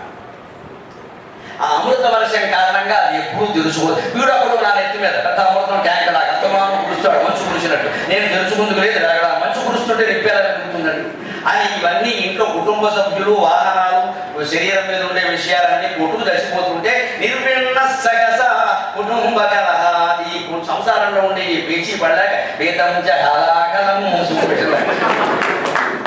ఇంత గమ్మత్తైన సమాధానాలండి. కవిత్వం చమత్కారంగా చెప్పిన మన జీవితానికి ఎంత ఆదర్శం. నీ జీవితంలో భార్య ఒక రకంగా ఉంటుంది, భర్త ఒక రకంగా ఉంటాడు, పిల్లలు ఒక రకంగా ఉంటారు, వాళ్ళ వాహనాలు, వాళ్ళ మిత్రులు, వాళ్ళ బంధువులు రకరకాలుగా ఉంటారు. అందరినీ కలుపుకుపోవడమే శివతత్వం, అదే భారతీయ. కేవలం ఎవరు చెప్పారో తెలియదు మహానుభావుడు ఒక చాటు మీద ఆయనకి నమస్కారం పేరు ఎవరైనా చెబితే సంతోషం, ఒక చాటు శ్లోకం. కానీ ఇందులో ఉండే గంభీరమైన అధ్యాత్మతత్వం గమనించండి. మామూలు లోకంలో నెమళ్ళు, పాములు, ఎలకలు, సింహాలు కొట్టుకోనంటే కైలాసంలో కూడా కొట్టుకుంటాయా? అలా కొట్టుకుంటే కైలాసం ఎందుకు? అది మన సందేహం రావాలి. కానీ ఇక్కడ జరిగింది ఏమిటంటే మొట్టమొదటి అందరూ కూర్చున్నాక జారే లక్షణం కలిగినటువంటి పాము విషస్వరూపం, అది విషపురుగు ముందు జారింది, అంటే శివుడికి దూరం అయింది. శివుడికి దూరమైనప్పుడే ద్వేషాలన్నీ మనస్సులో ప్రవేశిస్తాయి. భగవంతుడికి దగ్గరగా ఉన్నంత కాలం ఏ ద్వేషాలు, ఏ గొడవలు ఒకటి చేసేసరికి ఎనక వెనకాల పాము పలికితే పాము వెనకాల నెమలికి అన్నిటి బుద్ధులు మారిపోయినాయి. ఎప్పుడైతే మేము శివుడి దగ్గర ఉన్నామనే విషయం వాళ్ళు మర్చిపోయారో జీవ జంతువులేనివి, వెంటనే శివత్వాన్ని కోల్పోయి శవత్వాన్ని పొంది మానవుల్లాగా దెబ్బలాడుకుంటున్నారు. అంతకుముందు ఎందుకు దెబ్బలాడుకోలేదండి, ఇప్పుడు ఎందుకు వచ్చిందండి? అంతకుముందు మేము శివుడి దగ్గర ఉన్నాం అనే భావనలో ఉన్నారు. మనం కూడా జీవితంలో దుఃఖం కానీ, క్రోధం కానీ, గొడవ కానీ, అసూయ కానీ ఎందుకు వస్తుందంటే మనం శివుడి దగ్గర లేవు అని ఒక్కోసారి ఎడమైపోతూ ఉంటాం. తరచుగా ఒక్కోసారి ఎక్కువ సార్లు అయిపోతూ ఉంటాం. మనం శివస్వరూపం అనే మనస్సులో స్మరణ ఎప్పుడు ఉంటే ఈ రాగద్వేషాలు ఉండవు ఖచ్చితంగా. ఆ శివస్మరణ చేయడం కోసమే జాగారం చేయమన్నారు రేపొద్దున. అందుకోసం ఉపవాసం అంటే ఏమిటంటే ఉపేవాసం. సంస్కృతం తెలిసిన వాళ్ళు ఎవరు ఉపవాసం అంటే అన్నం మానేయడమని అర్థం చెప్పారు. దానికి అర్థం లేదు. ఉపేవాసం ఉపసమీపే, భగవంతుడికి సమీపంలో నివసించారు. సమీపంలో నివసించినప్పుడు ఆ ఫోటో దగ్గర దండగట్టుకుని కూర్చోవడం కాదు, ఆయన కూడా విసుగొచ్చారు. మనకు సమీపం అంటే అట్లనే గుళ్ళోనే కూర్చోడం. గుళ్ళో కూర్చున్నావు, మెడలో కూర్చున్నావు కాదు, నీ బుద్ధి ఎక్కడ ఉంది అది ముఖ్యం. నువ్వు ఎక్కడ కూర్చున్నావు కాదు. భగవంతుడికి సమీపంగా ఉండడం అంటే మన శరీరం కాదండి, మనస్సు. భగవంతుడికి సమీపంగా మనస్సు ఉండాలి, ఆయన గురించి ఆలోచించాలి, ఆయన కథలు వినాలంటే కొంత సమయం దొరకాలి. ఇంట్లో నలుగురు అన్నం మానేస్తే ఆడాళ్ళు వంట మానేస్తారు. వంట మానేస్తే వాళ్ళ జీవితంలో పెద్ద కార్యక్రమం అది. అందుకే 4 గంటలు కలిసి వస్తుంది. అందుకని ఉపవాసం అంటే అన్నం మానేయడం అని అర్థం. లేదా మనం అన్నం మానేస్తే దేవుడికి ఏమిటంటే ఆనందం. ఉడుకు అన్నం మానేస్తే తండ్రికి ఆనందం, తల్లికి ఆనందం. అన్నం మానేయడం మన ఉద్దేశం కాదు. అందులో చెప్పడం ఉద్దేశం ఏమిటంటే భగవంతుడు సమీపంలో ఉండాలి, మనస్సు ఉంచాలి, ధ్యానం చేయాలి, పూజ చేయాలంటే ఈ రోజువారీ పనులన్నీ పెట్టుకుంటే ఎక్కడ చేస్తామండి? వినాయక చవితికి సెలవు ఎందుకు ఇచ్చారు? పొద్దున 9ంటికి లేవమని కాదు, పడుకోమని కాదు. అంతకు ముందు రోజు భోగి అంటారు. క్రిస్టమస్ పండుగకు ముందు ఈ ఉన్నట్టే వినాయక చవితికి ముందు రోజు భోగి, సంక్రాంతి పండుగకు ముందు భోగి, దీపావళికి ముందు భోగి. హిందూ ధర్మంలో ప్రతి పండుగకి ముందు భోగి అంటారు. భోగి అంటే ప్రిపరేషన్ డే, తయారయ్యే రోజు. వినాయక చవితికి 24 రకాల ఆకులు తేవాలి. ఆ 21 రకాల ఆకులు తేవడం కోసం కోసం నీకు సెలవు ఇచ్చారు తప్ప 9ంటికి లేచి టీవీ చూడడానికి కాదు. దాని తయారీ అని నాకు కావాలంటే సమయం ఉండదా, కాలేజీ గడికి ఎలా చేస్తాం అంటే ఉపవాసం శివరా పండగ నాడు రోజువారీ కార్యక్రమాలు కొన్ని మానుకోకపోతే మనం ఏం చెయ్యడం. అలా ఉండగలిగితే మనం ఉంటాం. అందుకే ఉపవాసం అనే పేరు మీద రేపు అన్నం మానేయడం తప్పు లేదు, మానేయవలసింది. కానీ దాని ప్రయోజనం గమనించాలి. ఇక అన్నం మానేయడం, వచ్చిన వాళ్ళ దగ్గర నేను ఉపవాసం ఉన్నా, నువ్వు కూడా ఉన్నావా, అది కూడా తెలుగుండే సాగు. నేను ఫాస్ట్, నువ్వు ఫాస్టా, ఇద్దరు ఫాస్ట్ కాబట్టి చదువు జరిగింది. కొంచెం స్లోగా ఉంటే చదువు వచ్చేది. అమ్మాయి అబ్బాయి ఇద్దరు కాబట్టి నేను ఫాస్ట్, నువ్వు ఫాస్ట్, నువ్వు ఫాస్ట్ కాదు, నువ్వు 3 ఫాస్ట్. ఇద్దరు ఫాస్ట్ కాబట్టి పట్టేసి వెళ్ళారు. ఇప్పుడు చదువు రారా మిగిలిన వచ్చి అంత ఫాస్ట్ పనికిరా, కొంచెం స్లోగా ఉన్నా. ఈ వ్యవహారాలకు ఏం అవకాశం లేదా? రేపు పెళ్లి అయిన తర్వాత 7 10 37 ఉందా తల్లి? అర్థంతో నేను సెలవు తీసుకుంటా. అమ్మా అల్లాడించి నిన్ను గర్భమున అల్లాడించు నీవు ఎల్లలేని మమత్వ భావమున నన్ను ఇన్నేండ్లకు సీసా శాలువ కుక్క జగమే మాయ. కనీసం మీరు గమనించండి, దేవదాసు కాలంలో ప్రేమ విఫలమైతే ఆత్మహత్య చేసుకోలేదు. తాగి కుక్కను పట్టుకున్నాడు, గొప్ప వేదాంతం చెప్పాడు మనకి, అది కాదు. కానీ ఇక్కడ ఆత్మహత్యలు జరుగుతున్నాయి. కుమార సంభవం కావ్యంలో ప్రథమ సర్గలో కాళిదాసు హిమాలయ పర్వతాన్ని వర్ణిస్తూ ఒక అద్భుతమైన శ్లోకం రాస్తాడు. అది విద్యార్థుల కోసం రాస్తాడు. మీరు ఇంటర్మీడియట్లో సంస్కృతం తీసుకున్న వాడు అందుకు చేయొద్దండి, నేనేం అడగలేండి, అప్పచెప్పదు. సమాచారం ఆధార్ కార్డు కోసం ఇంటర్మీడియట్లో సంస్కృతం. మీరందరూ హిమవన్నగ అనే పాఠంలో ఈ శ్లోకం చదివి ఉంటారు. మీరు అప్పుడు ఈ అర్థం తెలుసుకున్నారో లేదు, కానీ మన శ్లోకాల్లో ఉండే అంతరార్థాలు గమనించండి. పదం తుషారశ్రుతముదరక్తం యస్మిన్ అదృష్టాపి హతద్విమానం విదంతి మార్గం నకరంధ ముక్తైః ముక్తా ఫలైః కేసరినాం కిరాతాః. ఆశ్చర్యకరమండి. ఈ శ్లోకం అర్థం చేసుకుని దీని భావాన్ని రాసి పట్టుకున్న రోజుకు ఒక్కసారి చదివితే జీవితంలో ఎప్పుడు ఆత్మహత్య జోలికి మనం వెళ్ళాం. ఎప్పుడు ఆశావాదం. కిరాతులు ఉన్నారు, వాడు హిమాలయంలో సింహాన్ని వేటాడతారు. సింహాన్ని వేటాడటం సామాన్యమైన విషయం కాదు, చాలా తెగించాలి, ప్రాణాలకి తెగించాలి. అందుకే మీరు గమనించండి, సమ్మక్క సారలమ్మ జాతర, ముత్యాలమ్మ జాతర, పోలేరమ్మ జాతరలో బలి వేస్తారు. ఎవరినండి? మేక, లోకు. సింహాన్ని ఏమనంటే చూద్దాం, ఓ పులి వేయమనండి, పులి అక్కడ వేసేస్తుంది. కనీసం ఓ గుర్రాన్ని ఏమనంటే పట్టు తప్పించుకుని పారిపోతుంది. అందుకే సంస్కృతంలో చెప్పారు, అశ్వం నైవ గజం నైవ వ్యాఘ్రం నైవ చ నైవ చ అజాపుత్రం బలిం దద్యాత్ దేవో దుర్బలఘాతుకః. దేవుడి కోసం మాంసాన్ని భరించేవాళ్ళు కూడా చాలా తెలివైన వాళ్ళు. గుర్రాన్ని వేయలేదు, ఏనుగును వేయలేదు, సింహాన్ని వేయలేదు, లోకు మేక పిల్లని వేసేస్తున్నారు పట్టుకెళ్ళి. బాబు నిజంగా అమ్మవారికి బలి తెచ్చుకుంటే ఓ క్రూర జంతువులు వేయండి, దేశానికి కొంత పని తప్పుతుంది, మేలు దొరుకుతుంది. అబ్బాయి మనకి లోకం ఏంటంటే కోడి. బాగా వచ్చాడు, కోడి కోసేసాం, ఆ మరణ వచ్చిందని పెళ్ళాన్ని కోసేసాం. అందుకే కోడి కూర కట్టారు తెలుగులో. కోడి పడుకోవద్దు, ఎందుకంటే పడుకుంటే కోసేస్తారు, పడుకోవద్దు. అది మాట మాటిగా పడుకు అవి వేసుకోమని కోసేస్తారు. మనకి సంక్రాంతి పండుగ, దానికి స్పెషల్ అయిపోయింది. ఆలోచిద్దాం. మనకి ఏదన్నా ఒక్క పొరపాటు, మనకు అనేక వర్గాలు ఉన్నాయి కదా, ఇవాళ విద్యార్థుల్లో కొట్టుకోవడానికి రకరకాల యూనియన్లు ఉన్నాయి, రకరకాల కులాలు ఉన్నాయి. చిన్న తేడా వస్తే మానవ హక్కుల సంఘాలను వెళ్ళిపోతామే, మరి కోడి హక్కుల సంఘాలు ఉండవు, మేక హక్కుల సంఘాలు ఉండవా? వాటి హక్కుల్ని గౌరవించాల్సింది మనమేనండి, మానవులం కాబట్టి. ఖచ్చితంగా వాటికి హక్కులు ఉన్నాయనే విషయం కూడా తెలియదు. మనకి హక్కులు ఉన్నాయని తెలిసినప్పుడు వాటికి హక్కులు ఉంటాయి కదా. ఏకస్య క్షణికా తృప్తి ఏకం ప్రాణైర్ విముచ్యతే అహో మాంసస్య దౌరాత్మ్యం ప్రత్యక్షమివ దృశ్యం. ఒక్కడికేమో మాంసాహారం తినడం వల్ల కలిగే ఆనందం ఒక్కసారి ఆలోచించండి, విచక్షణ చేయండి. తినాలో తినకూడదు మీకేం తెలుస్తుంది. కోడిని చంపావు, అబ్బా ఎముక బొక్క అంటారు కొంతమంది, తీసుకున్నది అది లాగావు, ఇంకా మూలగా అలా లాగితే బాబు మా ఫ్రెండ్స్ చెప్పారు నాకు తిన. మన రాజులు కాపులు అందరూ మనకి అన్ని వర్గాల స్నేహితులు ఉంటారు. అందుకని వాళ్ళు అడిగే ఏంటి అసలు మీకేం తెలిసిండే బ్రాహ్మణులు అలా కాదు, శుభ్రంగా చేసి ఒక్క నెల దగ్గర ఏమో కాబట్టి అది వచ్చాను అది లాగాల లాగు, నేను లాగలేదు. అది నిజమే, లాగు ఒప్పుకుందాం. మీరు ఏ ఈ ఎముక కాదండి, మూలక కాదండి. మీకు రుచికరమైన ఏ ఆహారం, ఏ పదార్థం, పిజ్జాలు, బర్గర్లు, పానీపూరీలు ఏది తిన్నా సరే ఒక్కసారి వాచి చూడండి. అసలు ఎంతసేపు ఈ ఆనందాన్ని నేను పొందుతున్నాను, జస్ట్ పరీక్ష. ఇలా ఆలోచన చేస్తేనే మనకి భక్తి జ్ఞాన వైరాగ్యాలు కలుగుతాయి. మాటల వల్ల కాదు, స్వయంగా పరీక్షించాలి.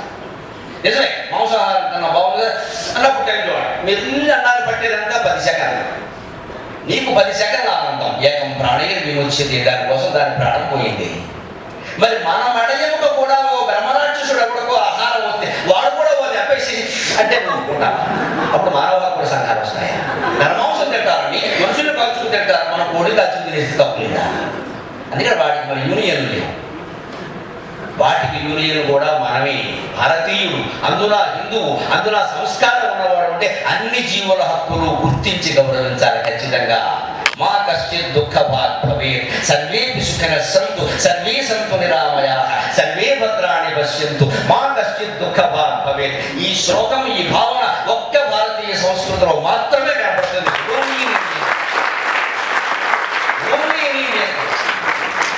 అందరూ సుఖంగా ఉంటారు. సర్వేపి సుఖినః సంతు, సర్వే సంతు నిరామయాః. అందరూ అనారోగ్యంతో అందరూ ఆరోగ్యాలు బాగుండాలి, ఎవరికి అనారోగ్యం రావద్దు.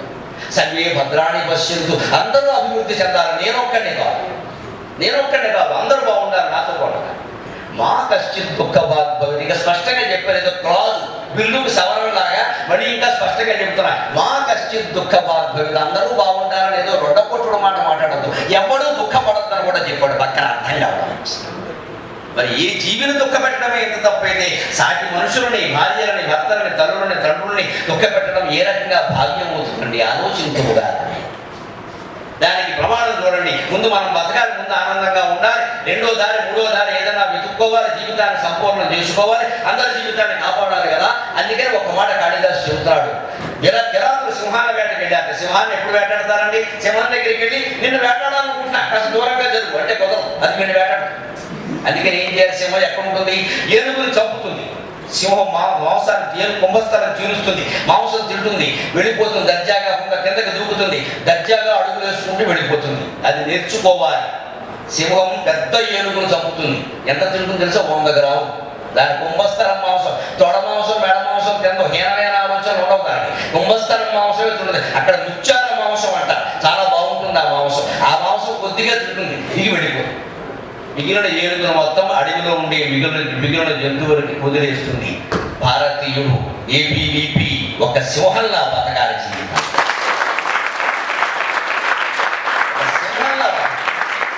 నువ్వు ఎంత సంపాదించగలవో అంత సంపాదించు, నీకు అవసరమైంది మాత్రమే ఉంచుకో, మిగిలింది సమాజానికి ఇచ్చే. ఇది సింహం లక్షణం.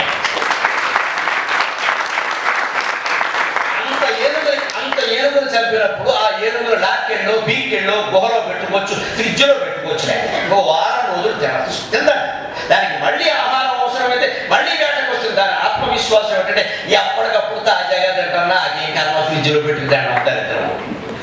ఇవాళ మనకి ఫ్రిడ్జ్ బతుకులు వచ్చాయి. పచ్చడి చేస్తారు, లోపల ఎడతారు, కూర చేస్తారు, లోపల ఎడతారు. మన ఆడవాడు చాలా గొప్పవాడు, మొగుళ్ళు ఒక్కడే బయట పెట్టారు. వాడు కూడా లోపల వారేస్తే గొడవ దగ్గర ఎలా పెట్టామో అలాగే ఉంటాడు. గొడవ అవసరమైనప్పుడు తీసుకోవచ్చు, అవసరం లేకపోతే అలాగే ఉంటుంది. కట్టగొట్టు పాలు, పెరుగు, వెన్న, నెయ్యి ఫ్రిడ్జ్లో పెట్టడం చాలా తప్పండి. మనం తాగినవి తాగాలి, తిన్నవి తినాలని ఏమి ఇచ్చేయాలి. అవి నిలవ ఉండవు. వెన్న మీరు ఫ్రిడ్జ్లో పెట్టిన తర్వాత ఒక్క రోజు తర్వాత చూడండి, వెంటనే ఎరుపు పసుపు రంగులోకి వచ్చేసి తిన్నా ఒకటే మానేసింది. ఇవాళ కూరలు, పచ్చళ్ళు కూడా పెడతారంటే ఎలా మారిపోయింది సంస్కృతి. సింహంగా బతకాలి. అదే సింహం ఏనుగును చంపుతుంది, దిగి పెడుతుంది. అప్పుడు దానికి కూడా భుక్తాయాసం ఉంటుంది. మరి తిన్నాక మనకు కాస్త ఒక పురుగు తీయాలని అనిపిస్తుంది సహజంగా. మధ్యాహ్నం భోజనం చేశాక కాస్త ఒక అరగంట విశ్రమించడం అంటాం. అలాగే సింహం కూడా గుహలో పడుకుంటుంది.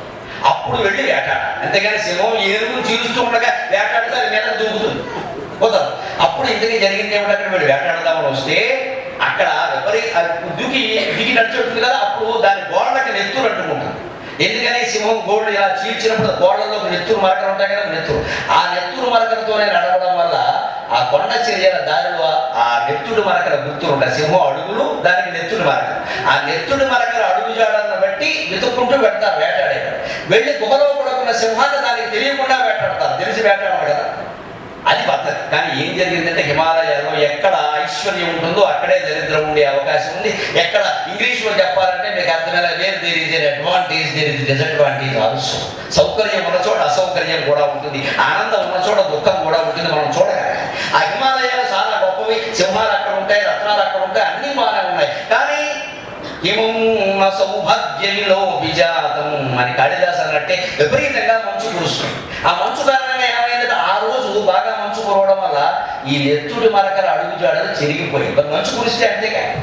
అప్పుడు ఈ గిరిజనులకి వాళ్ళకి బాధగా నేరంగా సింహాన్ని వేటాడదాం అనుకున్నారు. దిక్కుమాలిన కొండ, ఇక్కడే సింహాలు ఉంటాయి, ఇక్కడే మంచు కురుస్తుంది. మా ఆవిడికి చెప్పారా ఏమైనా సరే సింహాన్ని వేటాడడానికి గోరు తీసుకొస్తానని చెప్పారా, అది అసలే తెక్క రకం, తీసుకురాకపోతే అన్నం కూడా పెట్టదురా అని వీడి బాధ.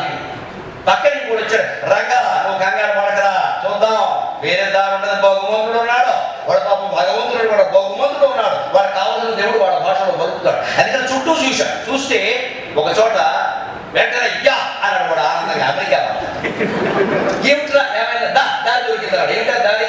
అక్కడ ముత్యాలు అక్కడక్కడ రాలిపడి ఉన్నాయి. హిమాలయాల కొండ చర్యల్లో ముత్యాలు ఎందుకు ఉంటాయండి?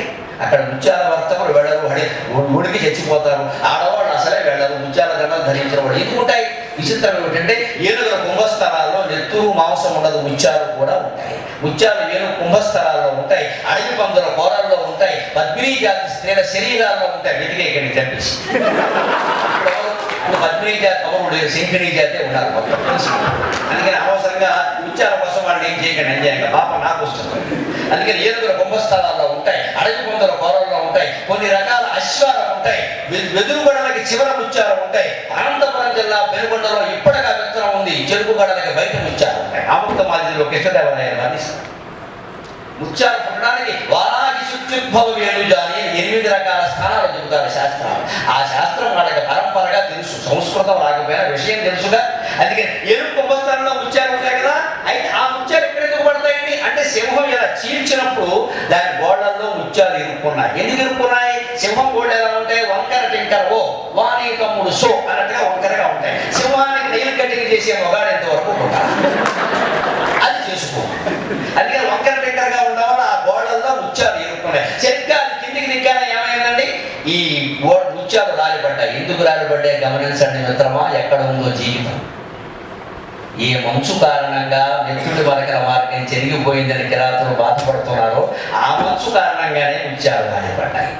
ఆ మంచు విపరీతంగా పోవడం వల్ల ఆ గోడల్లోకి వెళితే, గోడల్లోకి నీళ్లు వెళితే ఏమవుతుంది? వస్తువులు బయటకు వచ్చేస్తాయి. మనం ఇంట్లో ఏదైనా తూములో ఏదైనా చిన్న వస్తువు ఉండిపోయిందనుకోండి, గట్టిగా నీళ్లు వచ్చి కొడతాం, బయటకు వచ్చేస్తాం. అలా గోడల్లోకి మంచు నీళ్లు వెళ్ళగానే ముత్యాలు బయటపడ్డాయి. అందుకని వాళ్ళు గమనించారు, వెంటనే ఆ ముత్యాల మార్గంలో వెళ్ళారు. గమనించండి శ్లోకంలో ఉండే గొప్పతనం. నెత్తుడు మరకల మార్గం చెరిగిపోయిందని నువ్వు బాధపడద్దు, ముత్యాల మార్గం నీ కోసం తెరిచి ఉంది మిత్రమా.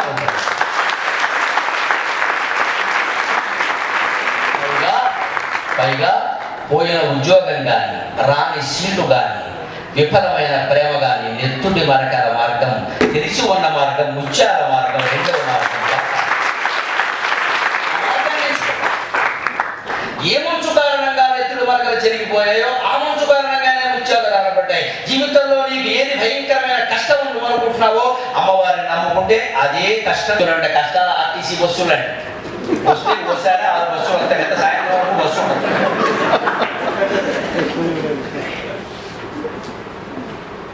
మీరు ఎప్పుడైనా మీ ఊరు పల్లెటూరు వెళదామని చూసినప్పుడు ఇమ్లీపని బస్ స్టాండ్లో నేర్పడి చూడండి.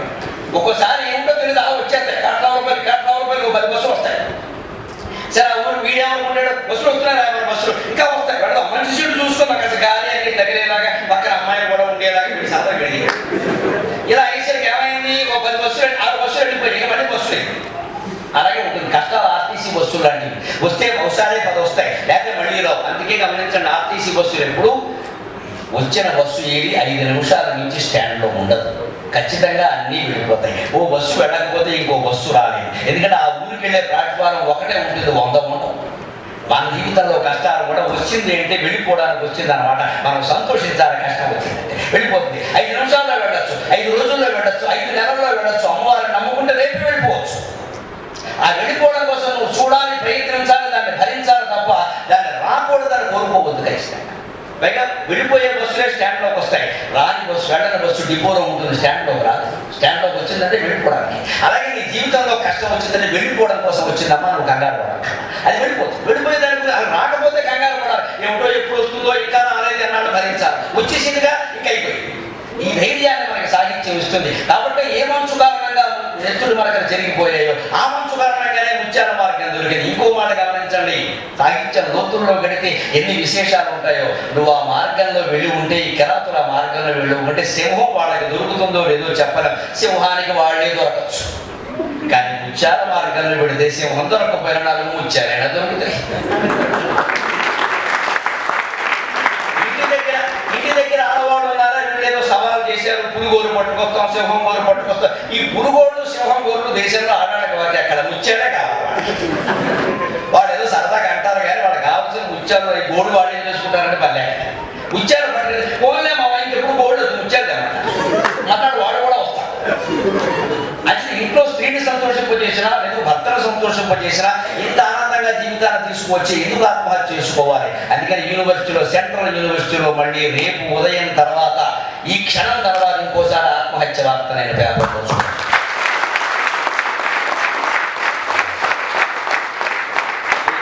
చాలా చూశాను. దురదృష్టకరంగా మా అబ్బాయి అడిగారు, ఏం జరుగుతుందో, ఎందుకు పువ్వులు లాంటి వాడు పచ్చికాయలు పగిలిపోతున్నాయి, తల్లిదండ్రులు ఎంత దుఃఖపడుతున్నారు. నా కొడుకు చదువుతున్నాడు కదా, నాకు అనిపిస్తుంది కదా, అందరి వయస్సు ఒకటే కదా, ఏంట్రా ఈ మాత్రం తట్టుకోలేకపోతే. నిజానికి మేము ఎదుర్కొన్న కష్టాలు మీరు ఏమి ఎదుర్కొంటారంటే చెబితే బాగుంటుంది కానీ ఎన్ని ఎదుర్కొన్నారు ఉద్యోగాల్లో, చదువుల్లో, జీవితాల్లో. అన్నిటికీ భగవంతుడు నమ్ముకున్నామే. మా సాహిత్యం మమ్మల్ని బతికించింది. అది మీకెందుకు ఇవ్వట్ల? మీరు దయచేసి సాహిత్యం పట్ల ఆసక్తి చూపించండి. ఇలాంటి సమావేశం మీ దగ్గరున్న మహానుభావుల చేతనే నెలకొక్కసారి పెట్టించి. ఎప్పుడు నేనే రాలేదు, నన్ను మించిన వాళ్ళు ఉన్నారు, మహానుభావులు సమకాలీనులు ఉన్నారు. పిలిపించండి ఒక్క నెలకు ఒక్కసారి. అన్ని రకాలు ఇక్కడ నిలబడి వింటుంటే ఏం ఆనందం అండి. ఇంత సాహిత్యోపన్యాసం, ఒక ధార్మికోపన్యాసాన్ని నిలబడి వినడం ఆ యూనివర్సిటీ విద్యార్థులు. ఇప్పుడు మిమ్మల్ని ఇంటికి వెళ్ళిపోకుండా ఆపింది ఎవరండి? కేవలం మీకు ఉండే ఆసక్తి తప్ప. ఆ ఆసక్తిని కాపాడుకోగలిగితే జీవితం అంతా మనం కాపాడుకోగలుగుతాం. చివరిగా ఎంతసేపు చెప్పినా చెప్పాలని ఉంటుంది కానీ నాకు సంసారాలు ఉన్నాయి, పెద్దవాడికి సంసారాలు ఉన్నాయి, మీకు మీ వ్యవహారాలు మీకున్నాయి. సంసారాలు మీ వ్యవహారాలు మాకంటే మీవే ముఖ్యం. దీంట్లో సంసారంలో ఆలస్యమైనా ఇబ్బంది లేదు, వ్యవహారంలో ఆలస్యం అయితే కోపాలు వస్తుంది, ఏమైనా. అందుకని ఆ పాపం మళ్ళీ నాకేంటి. అందుకని ఒక్క మాట, భారతీయ సంస్కృతి అంటే సమన్వయం.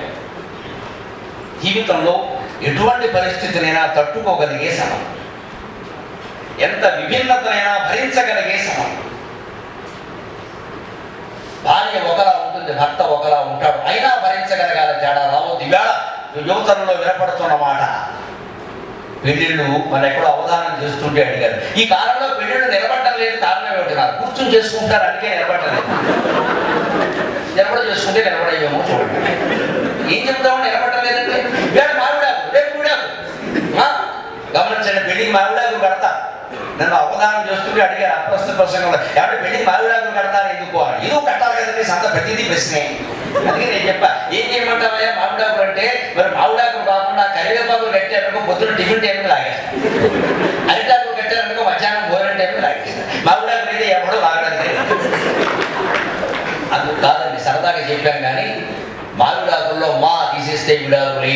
దంపతుల మధ్య మా అనే భావన చాలా ముఖ్యం. తీసేస్తే విడాకులే. పరిస్థితుల్లో నీ నా అనే మాట రాకూడదు. అంటే జీవితాన్ని నాటకంగా ముందుతూనే దేశం కోసం మనం ఏం చేశాం అనేది ఆలోచన చేయాలి. వివేకానందుల యొక్క సూక్తుల్లో ప్రధానంగా ఉంటుంది. ఎవరి అక్కడ ఫోటో దగ్గర కూడా ఏముందో చూడండి, that is the life who lives for others. ఇతరుల కోసం జీవించడంలో ఎంత ఆనందం ఉంటుందండి. నిజంగాను ఆ ఇతరుల కోసం జీవించడం అనేటువంటి ఆనందాన్ని పొందగలిగితే ఈ దేశ సంస్కృతికి ఒకే ఒక లక్ష్యంగా ఉన్న త్యాగం మీకు అర్థమవుతుంది. రామాయణం, భారతం, భాగవతం గొప్ప గ్రంథాలుగా చెప్పుకుంటాం మనం, ఇప్పటికీ గొప్పవే. వాటిని మించినవి ఇంకా రాలేదు. కానీ మూడింటికి మూలం ఏమిటండి? రామాయణానికి మూలం రాముడు రాజ్యాచాడు. పొద్దున్న 10ంటికి పిలిచాడు, నువ్వు రాజు అన్నాడు. రాత్రి 10ంటికి పిలిచింది 3వ తరంలో 36వ తరంలో ఎవరు ఎక్కెక్కాడు. నువ్వు కాదు నా అబ్బాయి, మా అబ్బాయి రాజు అంటే వెళ్ళిపోయాడే రాముడు. ఇవాళ రాజకీయ నాయకుడు నీకు ఇస్తానన్న సింహాసనం నేను ఇవ్వనంటే అలా అంటాడు. ఆ వెంటనే ప్రెస్ మీట్ పెడతాడు, ఏ సై మొత్తం అందరినీ అంటాడు.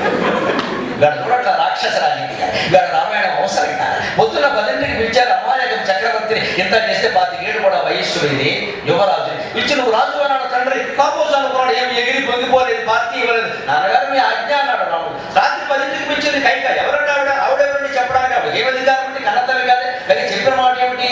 ఒకటి రాముడు మేనలు చూసుకోండి, కొడుకు కాకపోతే మాకు అనవసరం. ఈయన్ని వనవాసాలకు వెళ్ళమనడానికి ఆవిడెవరండి? ఎంత దుర్మార్గం ఉండేది. ఎందుకో తెలుసునమ్మా, రాజకీయం. రాజు కావలసిన వాడు రాజు కాకుండా వేరేవాడు రాజు అయితే, పూర్వపు రాజు కనుక అక్కడ ఉంటే రాజకీయ కైకి అంతఃపురంలో మొదలయ్యి అక్కడే ఉండి వడ్డించారు భారతీయ సంస్కృతిలో. అందుకని ఇంత పరిస్థితి రాముడు ఎలా పరిష్కరించాడండి? అమ్మా నేను వెళ్ళిపోతున్నాను తప్పకుండా. పైగా కైకి ఏమని తెలిసి ఇది చేస్తాడో చేయడో, మీ నాన్నగారు అలా చెప్పమన్నారయ్యా. తల్లి ప్రార్థనతో నేను సెలవు తీసుకుంటా. అమ్మా అల్లాడించి నిన్ను గర్భమున అల్లా